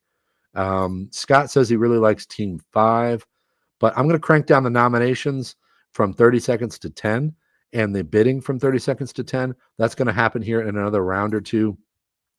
It's not quite yet, but we're going to move this thing along a little bit quicker because now that the money's coming out of the room, things are moving faster. We're not quite there yet, though. We're only at the end of round 6. But what's interesting about auctions, a lot of people are like, oh my God, end of round 6. We've been going an hour and a half. Things are going to fly after this, okay? Because the prices aren't getting as high, so there's not as much bidding going on. But also, I'm going to crank down the nomination. Hey, look, don't forget, folks, when this when you're in an auction like this, and all my auctions go like this, we're going to move quicker. Even the live ones. I'm going to get to a certain point, and I'm going to say, hey, everybody, my cadence is going to speed up here. I always use going once, pause, going twice, pause, sold. I'm going to tell people the going once, twice, sold is going to speed up as the prices go down. And I'm going to let everyone know that ahead of time so they know. But my point being, this is part of the auction. And it's part of the thing, I talked about this on my show this week. I talked about how I was a little bit frustrated by the cadence not being super consistent. And maybe Matt in the room can tell me to shut up because Matt, I love your dude. Don't get me wrong. Like, don't go telling him that I'm telling tales out of school about him. I love your dude. He's hilarious. He moves the draft along. He's really good at what he does. And I've adjusted just fine to what he's doing. But hey, you have to adjust to whatever environmental factors are there, right? And if I'm telling you, hey, we're going to go down to 10-second nominations here in a little while, what do you need to be doing? When you're not in on a player, you need to be making a list of players you want to nominate. In fact, you're on Sleeper here. Use this stuff, okay? Use the tools that are available. What's one of those tools? Well, one of those tools is, whoops, I left that here expanded so you can't see the teams. There we go. What's one of the tools available to you? Well, the little thing that you can click next to a player that puts them. Yeah, great point, Matt. Let me say this. So I don't want to forget my thought here. So I'm going to come back to this in just a second, Matt. Great point. So use the tools that the site gives you, whether it be ESPN or Yahoo or wherever you're drafting. For Sleeper, you can put a little notation next to a player, and you can put them into your queue for who you want to nominate. That's going to be super helpful when the nominations go down to 10 seconds, especially on Sleeper. A lot of times a player is going to get sold and it's going to go to you and it's going to say like 8 seconds left. Like it's going to do a little skip to 8 seconds. You're going to have 8 seconds to get your nomination in. That stuff is stressful. So what should you be doing right now when you have a little bit of time? If you're not in on a player, you should be making a list right now of players you want to nominate. What's my strategy going to be from here on out? Because I talk about the inflection points all the time. There are 2 different inflection points, 2 different types of inflection points. One of them is for the league, right? And that's what we're always trying to figure out. But one of them is for you, okay? Your team changes. The inflection point for you changes whenever you buy a player or whenever a player goes that you thought you were going to get. That inflection point changes for you. So you need to be making your nomination list and saying, hey, how am I going to proceed from here? Some things have gone a certain way, and I'm not certain that I'm going to know exactly what to do when it's 10 seconds. And so you have to say to yourself, okay, Brian Drake just texted me saying it's looking good. Thank you so much, Brian. He's been a huge help in all of this stuff. I can't say enough about him and JJ Winter. Just shout out to both of those guys for behind the scenes work to get this going. But I just want to say, use the time that you have to get prepared for when it's going to move faster later. Don't go out of this draft later and be like, it sucked when it was 10-second nomination and I couldn't figure out a guy. Figure it out now. That's what you're doing, right? Those environmental factors are not excuses. They're obstacles that you must overcome. That's part of what makes this so fun and exciting because you have to overcome those things. Now, let me go back to what Matt said. Matt runs an auctioneer house, and let me just set the stage a little bit. Yeah, absolutely. Matt just said everyone should have a list of players you want, put them in the queue ahead of time, and then if it runs out, then you know, hey, I like at least a guy's going to get nominated that I like, that I want out there. Okay, you should have your queue ready at this point. Now, I want to go back to what I was saying about the cadence in a draft room, and I told you this at the Kings Classic. We now have actual auctioneers, which is super fun. And I've been thinking about this for my upcoming 25th anniversary draft, whether or not we can maybe hire an auctioneer. Hey, Matt, you want to take a trip down to Pensacola, do our auction? Hey, you'd have a place to stay. It'd be a free place to stay in Florida, Matt. Come down, fly in, have some food on me, do our auction. Anyway, back to the point. What I said was something that happened to me in the Kings Classic was we had a moment where I thought I was going to get Jalen Hurts, and thought I was going to get him a little bit too cheap. And then the auctioneer kind of drew out the bidding a little bit on Hurts, and he ended up going for like $14. And I thought the cadence was a little bit inconsistent. And what Matt properly says here is that's what auctioneers do because they're trying to raise the price for their auction house or for the people who put their stuff up for bid. That's their job. But in an auction draft, in a regular draft, that shouldn't be how it is in what we're doing because we're trying to just promote equality. So there's 2 different goals here. And Matt astutely says, yeah, we're trying to do that in ours, but in your thing, that's not what we want to do. So my point is, in bringing up the story is not to be like, hey, this is dumb or annoying. My point in bringing this up is real simple. That's an environmental factor you have to overcome. Okay. Everybody's dealing with it, right? It's like one of those things where people come out of a football game and like, well, it was really cold out there. We had to adjust. Was it not cold for the other team? That kind of stuff is stupid. And I'm not stupid. That's a wrong way to say it. That kind of stuff is a little bit. It's always just struck me as a little bit silly. It's like you're making excuses for something when the playing field was level. I mean, I'm not here making excuses about losing Jalen Hurts because of what happened with the bidding. I'm saying that's something I have to overcome, right? I'm not blaming anybody else for that. I could have kept going. I let him go for 14. I could have said 15. Point being, these are things that you must overcome. And when I crank this thing down to 10 seconds, and then you say, oh man, I couldn't get my nomination in, that's your problem. Okay. You're going to know it ahead of time. And by the way, you have the ability to put a queue together. You have that ability right now. I mean, it's counting 30 seconds down on the Philadelphia Eagles defense. You should be making your queue right now, right? Or just scribble a little list. I always have pen and paper next to me. Scribble a little bit of a list about who are you going to be nominating. Okay. So let's go back to the draft itself. I know we're supposed to be talking about the actual draft and not just me running my fat wet mouth. Tetaroa and Ridley. Okay. This is interesting. I want to talk about this. So Tetaroa McMillan, by the way, shout out to Tet's mom. Oh, I just called him Tet. Sorry, buddy. Tetaroa McMillan is a guy that I think could be a really interesting player in your auctions because he's going to be one of those guys that there's going to be a varying opinion on him, and he could go for too much or too little depending on the people in your draft room. Now, I have a home league where people just really don't care too much about new players. They want to see players do something before they're going to bid a lot of money. In that room, I'm getting Tetaroa and McMillan out there early, and I'm going to call him out and see if I can land him for a reasonable price before anybody really cares. They're going to be like, there's 40 wide receivers I like. I don't care about McMillan right now. There's some sort of Carolina Panthers thing going on. I don't know. I've never seen people this unexcited about a top 10 wide receiver with supposedly an ascending offense. I've never seen this before. So I like that this room decided to spend a little bit of money on McMillan, but I think it's an interesting juxtaposition with McMillan and the prior guy who was, God, this is frustrating that I can't get this to scroll down. Who was the prior guy? Somebody help me out here. It was somebody who went a little bit cheaper. Oh, Ridley for 15. That's an interesting juxtaposition there because I can see Ridley outscoring McMillan, but yet Ridley for 15, McMillan for 23. That's interesting. But this is what I'm talking about all the time. There are these opportunities where you can get players that are going to just freaking explode. But then the other side of that is I can still build some floor. I can still build a DJ Moore who's going to have PPR value. I can still build with a Calvin Ridley for $15. These guys were 31 combined, and then I can still go for my top end guys like T. Higgins for 28 or McMillan for 23.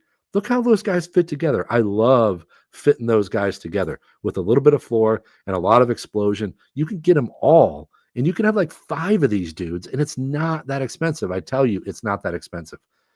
It is doable, and especially in this room. Okay. All right, folks, we are really running low on some money here in this room. A lot of people have the main part of their team, and I'm just going to call out a couple prices I think are interesting. I said this on my show this week, but that David Montgomery stuff is wild to me. Folks, let's have a conversation. Should we have a conversation about David Montgomery? Let's all talk about David Montgomery.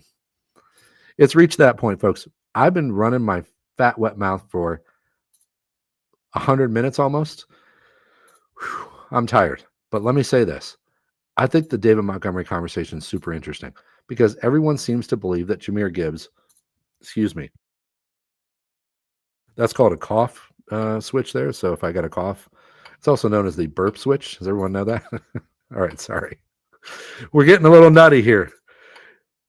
I think the David Montgomery thing is interesting because I talk about the magnification effect in auction rooms all the time. What is the magnification effect? I've referred to it several times tonight, and I want to say it again for all of you who don't know what that means. The magnification effect in auction rooms is this. When you're in a normal snake or serpentine draft, there is a order in which players are going to be drafted. Now, it's not always the same order, and certainly some guy can fall from the third to the fourth, or from the fourth to the sixth. But what happens when that happens? In a normal snake, yes, Matt, you nailed it. It's all about the timing. Because in a snake draft, everything is linear. Okay, follow me here. Everything is linear as we hit 2,200 viewers. This is insane. Thank you, everybody. When you hit a certain point in that serpentine draft, there are just going to be people who are saying, okay, this is, I want to see what these buys are here. I'm looking at myself on the stupid screen.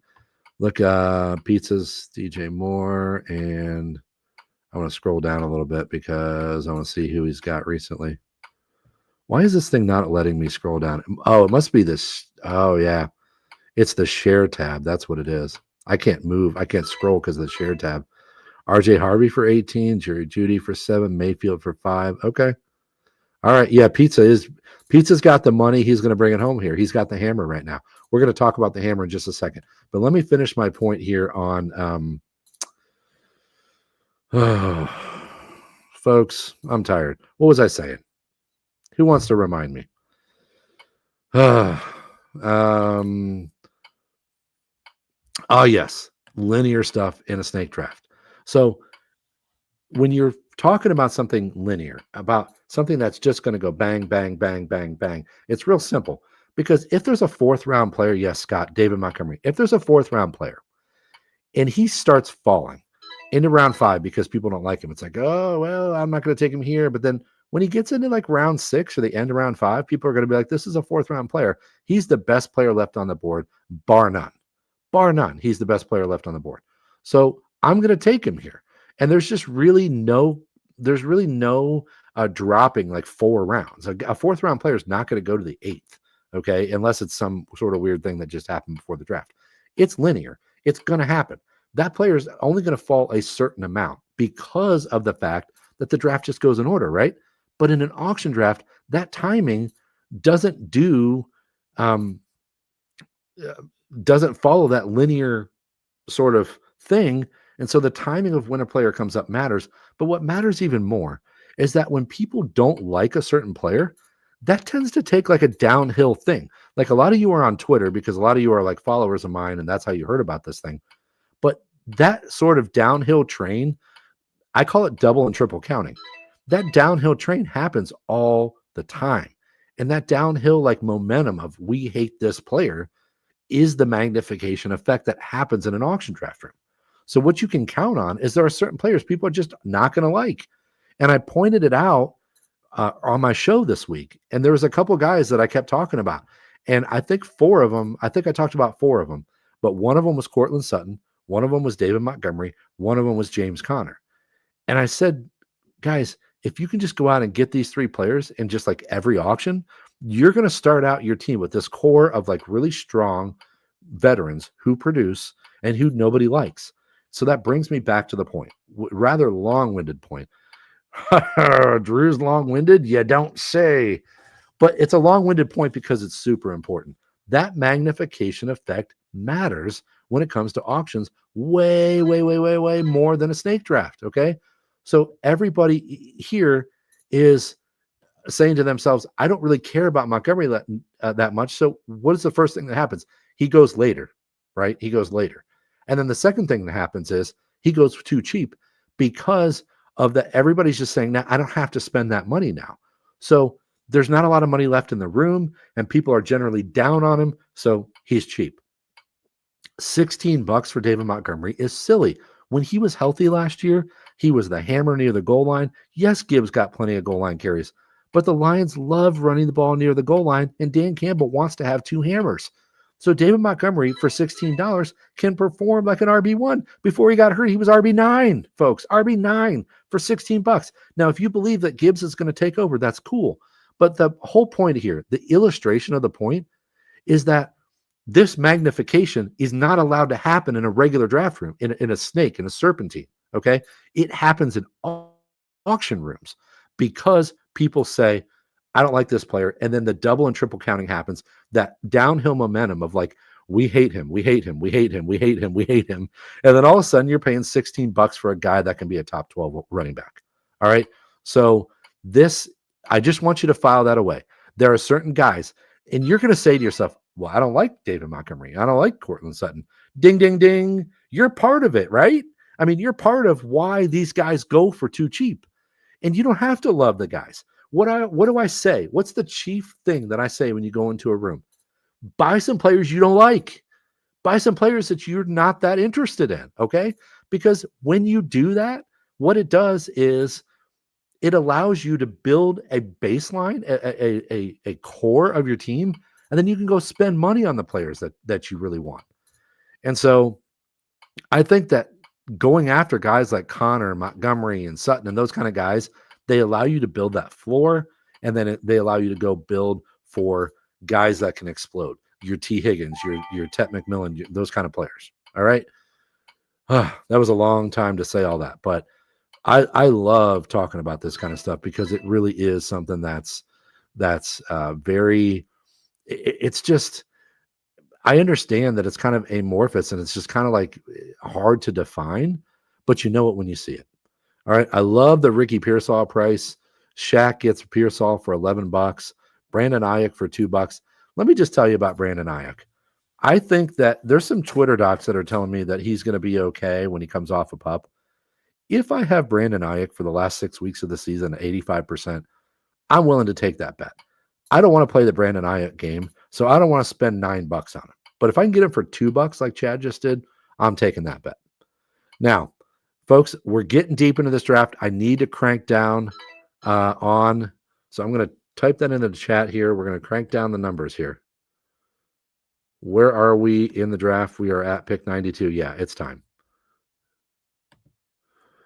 In 4 picks, we will lower the nomination time to 10 seconds. Bid time will also be 10 seconds. Okay, so everybody knows we're getting into it here. We are getting into it. And let me just remind everybody in the draft room, if you're listening, don't forget, you have to draft a kicker and a defense. You have to. And you got to draft a full lineup before you leave the room. Nothing else matters. You don't have to have any certain amount of players anywhere else, but you got to draft a kicker and a D. Okay, so 4 picks. We're going to be dropping down. I'm going to pause the draft just briefly, just about 10 seconds. And then, folks, you want to see fireworks? It's about to go down. We are going to have things flying fast and furious because we're going to have a 10-second nom and a 10-second bid time. Okay. Does everyone hear the stampede of elephants upstairs in my house? I just got a new dog 2 days ago, and he's a bit of a nervous guy. Super, super nice, laid-back dog, but he is a bit of a nervous guy. He barks at everything. Anytime I do something down here, he's like, "What's down there? I forgot that guy was down there." And he goes nuts. So I'm sorry if you can hear the herd of elephants above me. I'm also getting a little warm because I turned off the air conditioning so I wouldn't have any air blowing on the mic, so it'd be a more pleasant experience for all of you. I'm a little bit warm, but you know what? I'm hyped up. This is so much fun. We got 2,300 viewers. I don't even know what to say about that. I'm blown away. I'm blown away. What's going on in the actual auction draft room? Oh, shoot. I missed my time to pause. Folks,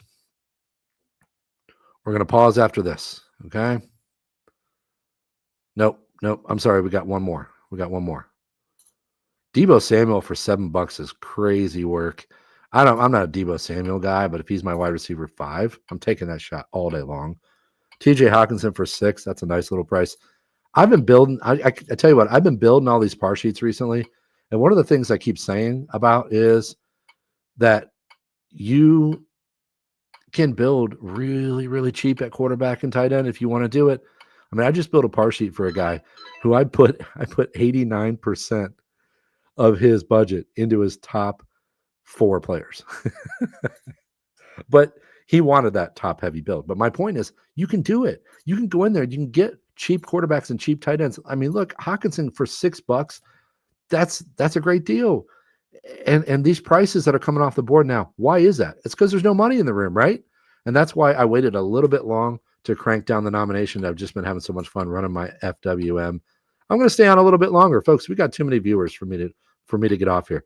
We're going to watch the end of this thing unfold, and I'm just going to leave this results tab open, even though you guys can't see the full team. You can see what's happening here. We got Tyrone Tracy right now, just went for $8. Jalen Warren went for 10. What did I say? Oh, pause in the draft. Hold on. Pause in the draft. We're going to crank these timers down. Draft settings. We're going to crank these things down to 10 seconds. Are we ready? It's the turbo portion of the draft. Are we ready? Let's do it. Resume this bad boy. And here we go. We are off with the turbo portion of the draft. And we're bidding on DeAndre Swift. What did I say was going to happen earlier, right? That this thing is going to go, there's going to be some crazy bargains. I'm not here to say that Tyrone Tracy is some guy that I'm going after, but he's another guy that I keep talking about that nobody cares about. It's just like, oh, Cam Scattaboo. Is it Boo or Bo? I don't know. I thought it was Scattaboo, but I've heard Scattaboo, whatever. They think this rookie's going to come in and just run this backfield. Now, maybe he is. I don't know. Maybe I'm dumb. But Tyrone Tracy, a starting running back, a guy who, by all things that I'm hearing out of New York, is actually looking pretty darn good and trying to take control of this backfield. Yeah, Matt, great point. Swift at $10. I'm going to say this again about DeAndre Swift. Ben Johnson came to Chicago. Ben Johnson knows DeAndre Swift. He knows what he can do, what he can't do. And remember, he threw the ball a lot to DeAndre Swift in his last year there in Detroit. DeAndre Swift, they don't go out and pick up any meaningful veterans, and they don't go out and pick up any meaningful draft guys. That's wild to me. But what does that say? A guy who knows his starting running back and then decides he's not going to invest in that? What are we doing, right? DeAndre Swift is a monster. Like, look, $10, whatever you think about DeAndre Swift, if it's $10 and you think to yourself, I'm going to spend that $10 on my RB2 because I went crazy at wide receiver, what's wrong with that? I'm building some of these par sheets and I'm putting like $9 for your RB2 or $12 for your RB2. And I get a little bit of raised eyebrows sometimes, like, really? But look at what we're doing here. We got Jalen Warren for $10. We got DeAndre Swift for $10. We got Tyrone Tracy for $8. Are you really going to be upset if DeAndre Swift is your RB2 if you're 3 or 4 deep with stud wide receivers? No, of course not. And look, Juwan Jennings for $6. I'm not here to say that I love Jennings like in a vacuum, but for $6, this is what we're talking about. When you're looking at this draft early in the draft, it's hard to have patience. But look at all the good players that are coming off the board, and they're going so cheap. This is what I mean by having patience. You have to get your difference makers. You got to get your good players. But if you're sitting there with money near the end of the draft, this is what's going to happen, and you're going to scoop up all these players. And I absolutely love, having the money to do this near the end of the draft. All right, so Caleb Williams goes for $1, Wan'Dale Robinson for $3, Keenan Allen for $3. Look around now, and one of the things that I say all the time is, if you're in this draft, look at everyone's max value, look at what they need, and then look at what you're going to be able to do against them. Because a lot of these teams have a lot of players left that they can still end up making or breaking their draft. There are a lot of things that you can still do here. There's a lot of good players left on the board, and they're going to be crazy cheap. But what you don't want to do is like, so we're looking at Cooper Kupp here, and he's only $2. You don't want to play yourself out of things here at the end by spending too much on a guy who just looks kind of cheap and looks kind of fun. So Cooper Kupp for $2, that's insane. My point being, if you're going and like Cooper Kupp comes up and he goes for like $7, it's tempting to be like, well, that's pretty cheap because he would go for 12 earlier. But right now, is that cheap? And that's what I always say, the raw dollar fallacy. Like, somebody can post, like Alexander, he can post his team later and be like, look, I got Kupp for $2. And then everybody's going to be like, whoa, great deal. But like, that's what the room is right now. So the context of it certainly matters. And that's what we're doing right now is we're buying $1 to $5 players because nobody has a big max left. There's a $20 max, there's a $17 max, and there's an $18 max. Everyone else is basically under $10. We got one at 13 kind of hanging out there. So there's going to be a weird spike or two here. You can see that coming, right? There's going to be there's a couple guys left on the board, and they're going to go for more money than everyone else. But generally, from now until the end of the draft, we're going to see single-digit players and a lot of $1 to $4 players. So Tucker Kraft just went for $1. I just, again, when I come back to what I'm going to do at tight end and quarterback, this is what I'm banking on right here. I mean, Dak went for $5. What were the other? Purdy for $5. Baker for $5. Fields for $8. And then look at these tight ends, folks. Kelsey for $5. Kraft for $1. Hawkinson for $6. When that crash hits, it crashes. And that's when you need to be ready to do it. If I can get Tucker Kraft for $1, I'm sorry, but I'm trying to get him for $3 to $4 in most leagues. Kraft for $1 is just crazy work, but nobody has any money, right? I mean, that's where we are. So one of the challenges of the late game nomination is this, and this might be the single most challenging thing when it comes to nominations, is who are you going to put out there? Because sometimes you want to wait on that Tucker Kraft nomination because you're like, there's a few people with money and I want to see what I can get him for. And then you end up putting him out there and he goes for $6 and you're like, damn it, that was wrong. But sometimes you put him out there and you get him for $1. It is really hard to decide which one of those is about to happen. That makes or breaks the end of your draft. And let me just retell a story I told on the auction brief this week because I think it's really interesting. At the end of my draft at the Kings Classic, I had the chance. There's Stephon Diggs. There's our little spike I'm talking about. Diggs for $8 is considered a spike at this point, and he's one of the top, producers that's available on the board still. And so Mixon for $5, Brian Robinson for $3. These are crazy prices, but this is what we knew was going to happen when the room started hot. But one of the things that happened to me at the Kings Classic was I had a few bucks left to spend near the end of the draft. I already had Chase Brown. This is a 14-teamer. I was going to go after Taj Brooks. I really thought that Brooks was going to be fairly cheap. And all these players were going for $1 to $3. And I called out Brooks and he went for $6. And I'm like, what the hell? So I stopped bidding because I didn't want to bother with it for that price. And there was other players on the board. And then I also thought I was going to get Caleb Williams because I already had Colston Loveland. I already had DJ Moore. And I thought I'm going to get Caleb Williams because my starting quarterback is Patrick Mahomes for $5. And I thought I'm going to try to harness some real upside with the rushing and with Ben Johnson and all this stuff surrounding Caleb Williams. I'm going to get him. You know what I did, folks? You know what I got from Caleb Williams and Taj Brooks? You know who I got? Which one I got? Neither. I got neither because I played it wrong. I screwed it up. Like that stuff frustrates me, but I'm here to tell you it still happens 25 years into this thing that I'm doing. And so it's not always easy to know how to do it. And what ended up happening to me was Brooks got called. I called Brooks out and it was too early because somebody still had money. Shout out to Nate Markham for taking him from me. And then somebody else called out Caleb Williams. I was going to wait on him. But all the other quarterbacks have been going for $1, $2, $3, and Caleb Williams goes for $5. And again, you can't figure that stuff out necessarily. It's not necessarily a knowable thing, right? You don't necessarily know that's what's about to happen. But I played it completely wrong because I should have bid more for one of the two and got one of them right. Instead, I got neither one. I played it completely wrong. The end game matters, okay? If Chase Brown, knock on 14 kinds of wood, goes down in week 4 and Taj Brooks takes over, I ruined my freaking season by not being better at that, right? So the end game, you think, oh, I'm just finishing out this draft and it's going to be over in a minute. No. This stuff really matters. You have to make sure that you are taking care of yourself at the end of this draft. All right, Tony Pollard, that was one of the guys. I didn't want to call it out. Like I said, the Hawthorne effect here. I didn't want to call out that Pollard was still available, but he goes for 9. That's a little bit of a spike. We knew that was going to happen. There's a couple more spike guys, folks. There are still quite a few players that have some good value here left. And we're going to see some interesting spikes here. We're going to see some interesting spikes.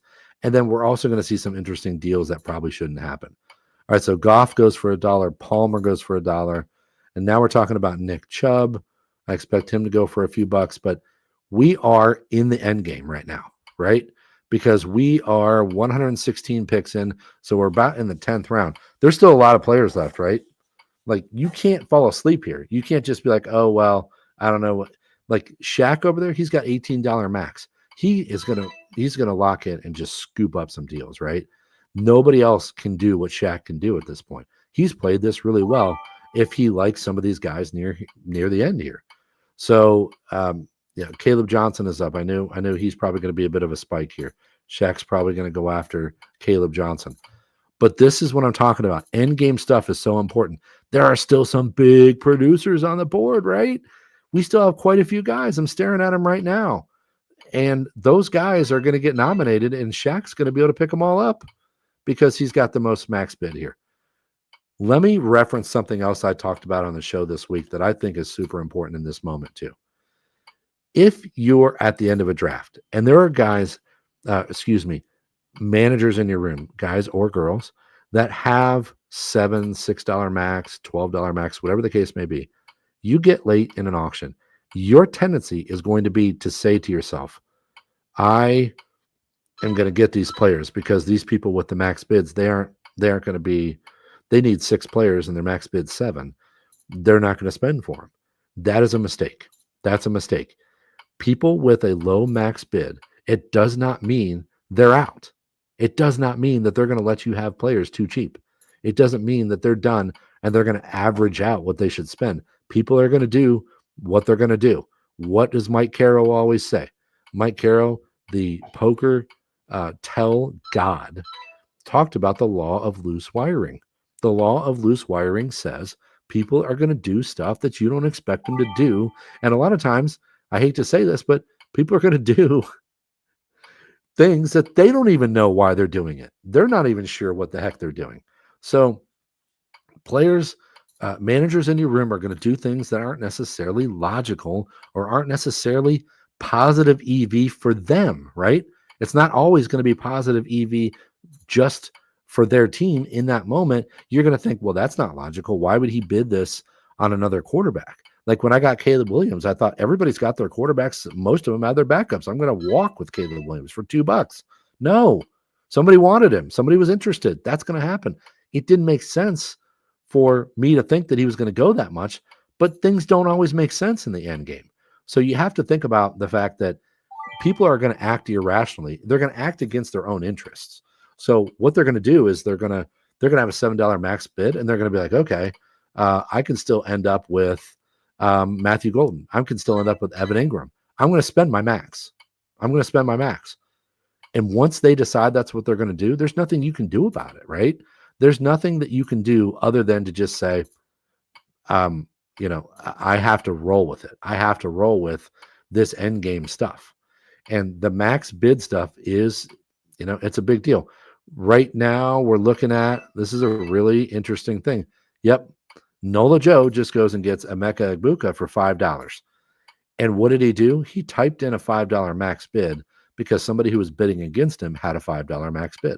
There's a lot of $5 and $6 max bids right now, guys. So if you are one of those people with a $5 and $6 max bid and you really want a player, you got to be prepared to type in that max that's going to shut out other people. This is so important. This is end game stuff that you can't blow this stuff off. Folks, I'm tired, man. I'm tired. I've been doing this for 2 hours and 5 minutes now with all of you. But if I was in this auction draft room, I can't mail it in yet. I can't. I have to be figuring out who am I going to nominate, because these nominations are so huge. Because if you nominate somebody that people really don't want, you're going to get them for $1. You're going to fill a roster spot. It might screw you completely.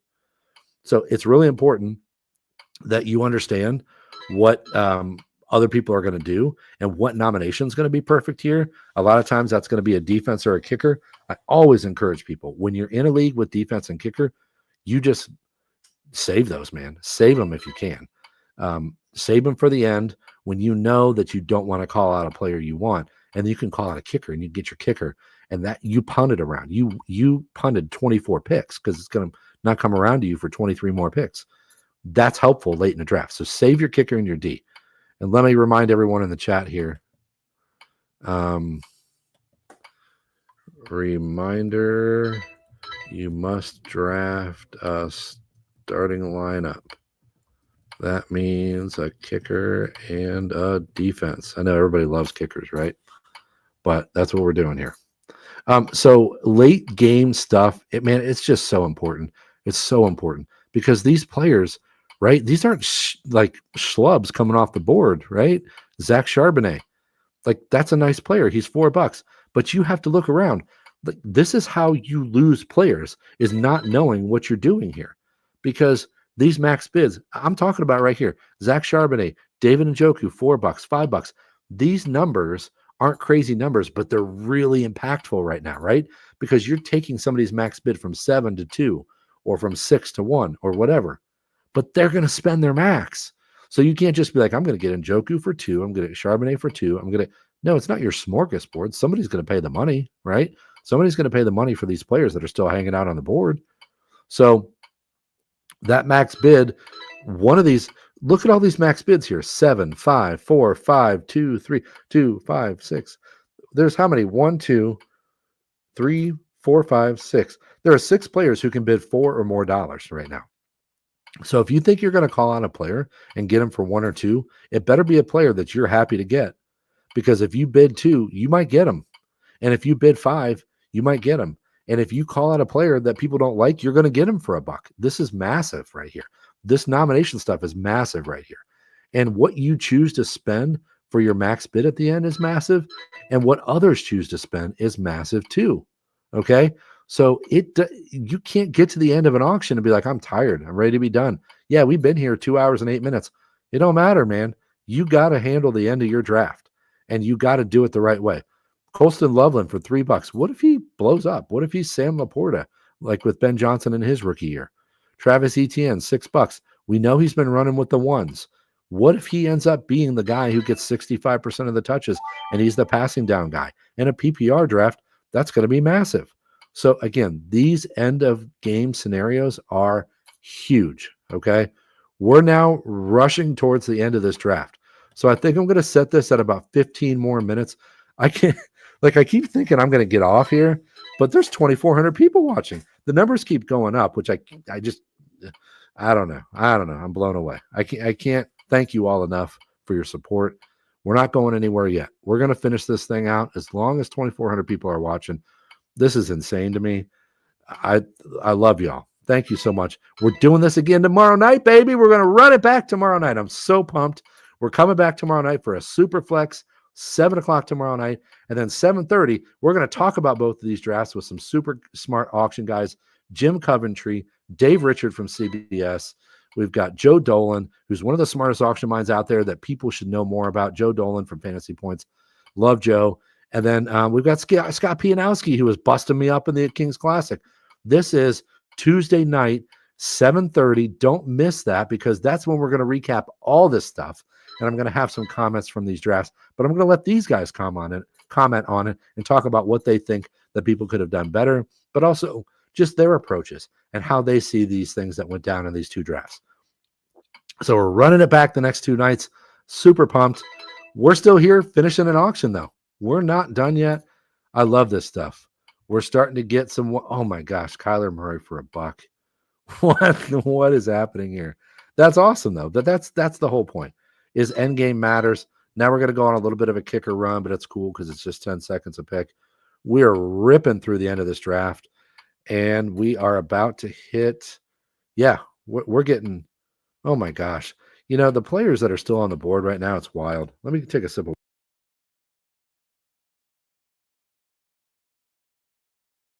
Glad I got 2 full glasses of water so that I could do this draft and take 2 sips in 2 hours and 10 minutes. Thank you, Scott. Scott says this is a credit to what you've done for the community. And thank you so much, Scott. That's awesome. It's great to hear. I'm pumped about how this thing has gone. This is beyond my wildest expectations, and it's just night 1. We got 3 nights of this fun. It's going to be awesome. So come back tomorrow night at 7 Eastern. We ain't done here. Isaac Garendo goes for $2. Ramondre Stevenson for $2. Can I make a comment on Ramondre Stevenson right now? Yeah, I didn't want to say his name, but when's Chris Godwin going? When's Chris Godwin going? Like, I know that he's hurt. He might start the year on the pup, but this was wide receiver 2 before he got hurt. Like, damn, man. Like, you can land Chris Godwin at the end of the draft. That's just, $4 right now to Alexander. This is interesting because Sims had a max of 4 and Alexander had a max of 5. And what Sims did was he left the door open. If he would have said 4, Alexander would have had to go on 5, but he said 3. And then when Alexander went 4, he was shut out. Sims was shut out. So these are the kind of little things you can pick up that are important. So we're talking about the aforementioned Cam Scatabo. I like Scatabo. What does everyone think? Is it Bo or is it Boo? I think there's 1-0, right? This is what we're doing. 2 hours and 15 minutes and it's 1-0. So it's Bo, right? Not Boo. What do you guys say? Drop it in the comments. What do you guys say? Okay. Yeah, Viking Matt says, Vike Matt 22 says, other than a few outliers, the auction was true to form. It really was. It really was. There wasn't anything nuts. I think we ran hot. Yeah, so Slimetry says it's Boo. I'm willing to believe that because I had Marcus Grant on earlier this summer. He kept saying Boo. And I'm like, I didn't know that it was Boo. Maybe I don't do enough work to know that it's Scattaboo, not Scatabo. But thank you, Slimetry. Point being, what Vike Matt says is true. This wasn't a crazy draft. There were some outliers for sure. But in general, we just ran a little bit hot early. But the end of this draft, I tell you what, folks, if you're in a room like this that's running hot early, just know that you don't have to save as much as you think you do. And one of the things that I have a problem with, this is a big problem of mine, and I'm just going to admit to some vulnerability here. So please be nice. I'm being vulnerable. One of the things that I do, it's a problem I have, is that I'm like, I'm going to drop the hammer. I'm going to drop the hammer. It's coming. I'm just going to get all these players. I always save too much money because I'm like, at the end, there's so many guys left. I got all these guys. I'm going to get all of them, but I save too much money. And what I end up doing is I end up snapping up everybody I want. And then I have like $9 left. I hate that. I hate that. So what you have to realize is when it runs hot early, you're going to have to overpay a little bit. And that's always been my problem, is telling myself to overpay early. And even overpay in the middle is fine too, because you know that later in the draft, you're going to be watching guys like this go for $2, $3, $4 that could be producers. I mean, you just watch Chris Godwin go. You could sit Chris Godwin on the end of your bench and never even think about starting him until week 9. And then if he comes on and he's better by week 9 and he feels better and he's getting a lot of meaningful snaps, you just picked up a guy for $2 or $3 or $4 for the end of your bench that you never have to think about playing. So these are the kinds of things that I struggle with sometimes when I'm in an auction. And I hope that you will take the lesson from me, because I'm not that great sometimes at telling myself to overpay early, because I always feel like I got to hoard that money and I got to have that hammer. I'm telling you, when the room's hot like this, you will get these late deals where things fall off a cliff and you'll be ending up with Caleb Johnson for $6 and Chris Godwin for $3. You don't need to save as much as you think you need to save, because stuff is just going to go wild at the end. And then you're just going to have all these look, Jake Ferguson for $1, Trey Harris for $1, all these things. It's look across the board now. We've turned into a snake, haven't we? Because of where we are. And now this is the point where, if you have a $2 or $3 max bid, you can scoop up some players. Again, end game stuff matters, because there's still some players left on the board that should be rostered in a 12-team league that you should like. And if you can get those players because you can bid 2 and nobody else can bid that matters. That matters. Jake Ferguson for $1. I'm not saying he's a world beater. I'm saying if you're going cheap at tight end, you could have ended up with Ferguson and Kraft each for $1, man. That's wild, right? But that's the strategy that I'm talking about that can get you over the top if you overspent early. Just remember, you don't have to save as much as you think if things are hot early. Okay. Well, I think, folks, we're getting down to a modified snake here. We only have a few people that can bid more than a couple bucks. So I think I'm going to say goodnight for the evening, okay? Because we have 2 more nights of this. It's 9:15. We're about done with this auction. We've ripped through this auction. I want to say thank you to everybody here. We had a couple people that didn't show up. And to those people, I'm not going to say what I'm thinking. I can't believe you wouldn't want to be in this. This is so much fun. Thank you to the 12 people who showed up tonight. And thank you so much for letting yourselves be a part of this live stream, because I know it's hard for you to sit there and hear me either criticize or talk about what you could have done or what you couldn't have done, that kind of thing. I know that's hard. And I appreciate you putting yourselves out there to do this for me. This is a really fun format, and it's a really fun thing for me to be able to do.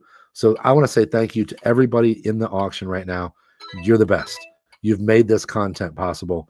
And folks, we hit 2,500 viewers at one point on this thing. This is awesome. This is awesome. I've had so much fun tonight. I don't want to be done. Can you tell that? I don't want to be done. But we're doing 2 more nights, 7 Eastern tomorrow night. Don't forget, you can find me on Twitter at Drew Davenport FF. And don't forget that you can get into the Patreon. We're doing good stuff over there. That's the Fantasy Football Lawyer. It's just $4 a month.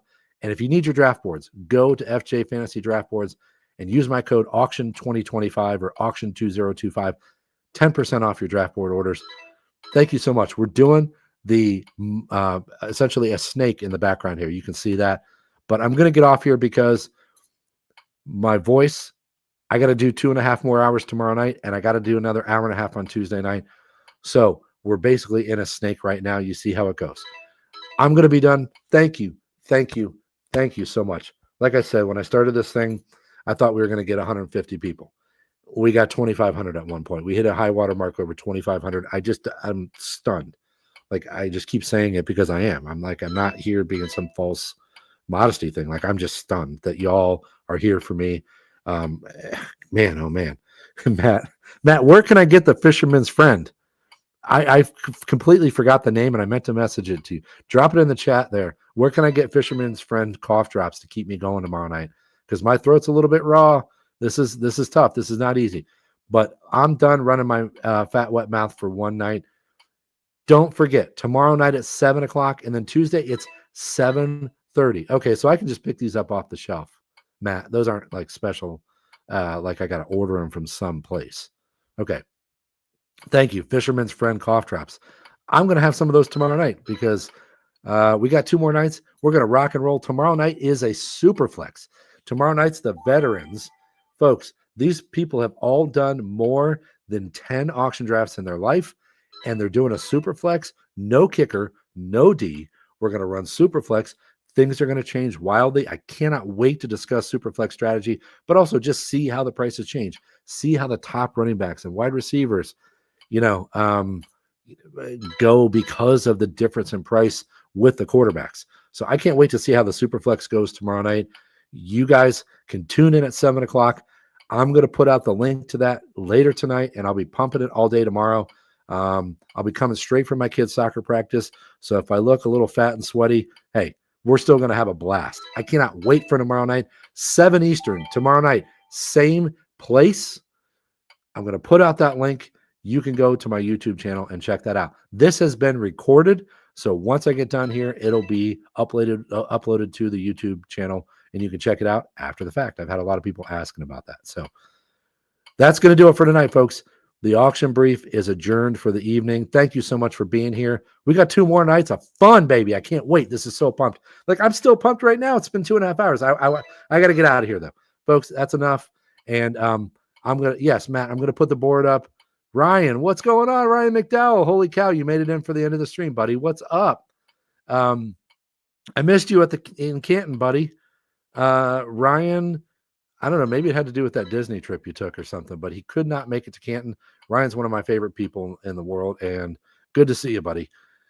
Thank you all for the comments, for the time, for everybody coming in here. This has been fantastic. I think this is top-level content. I absolutely love it. And I hope you enjoyed listening to my FWM for the last couple hours. 2 more nights, baby. Don't forget to come back 7 Eastern time tomorrow night.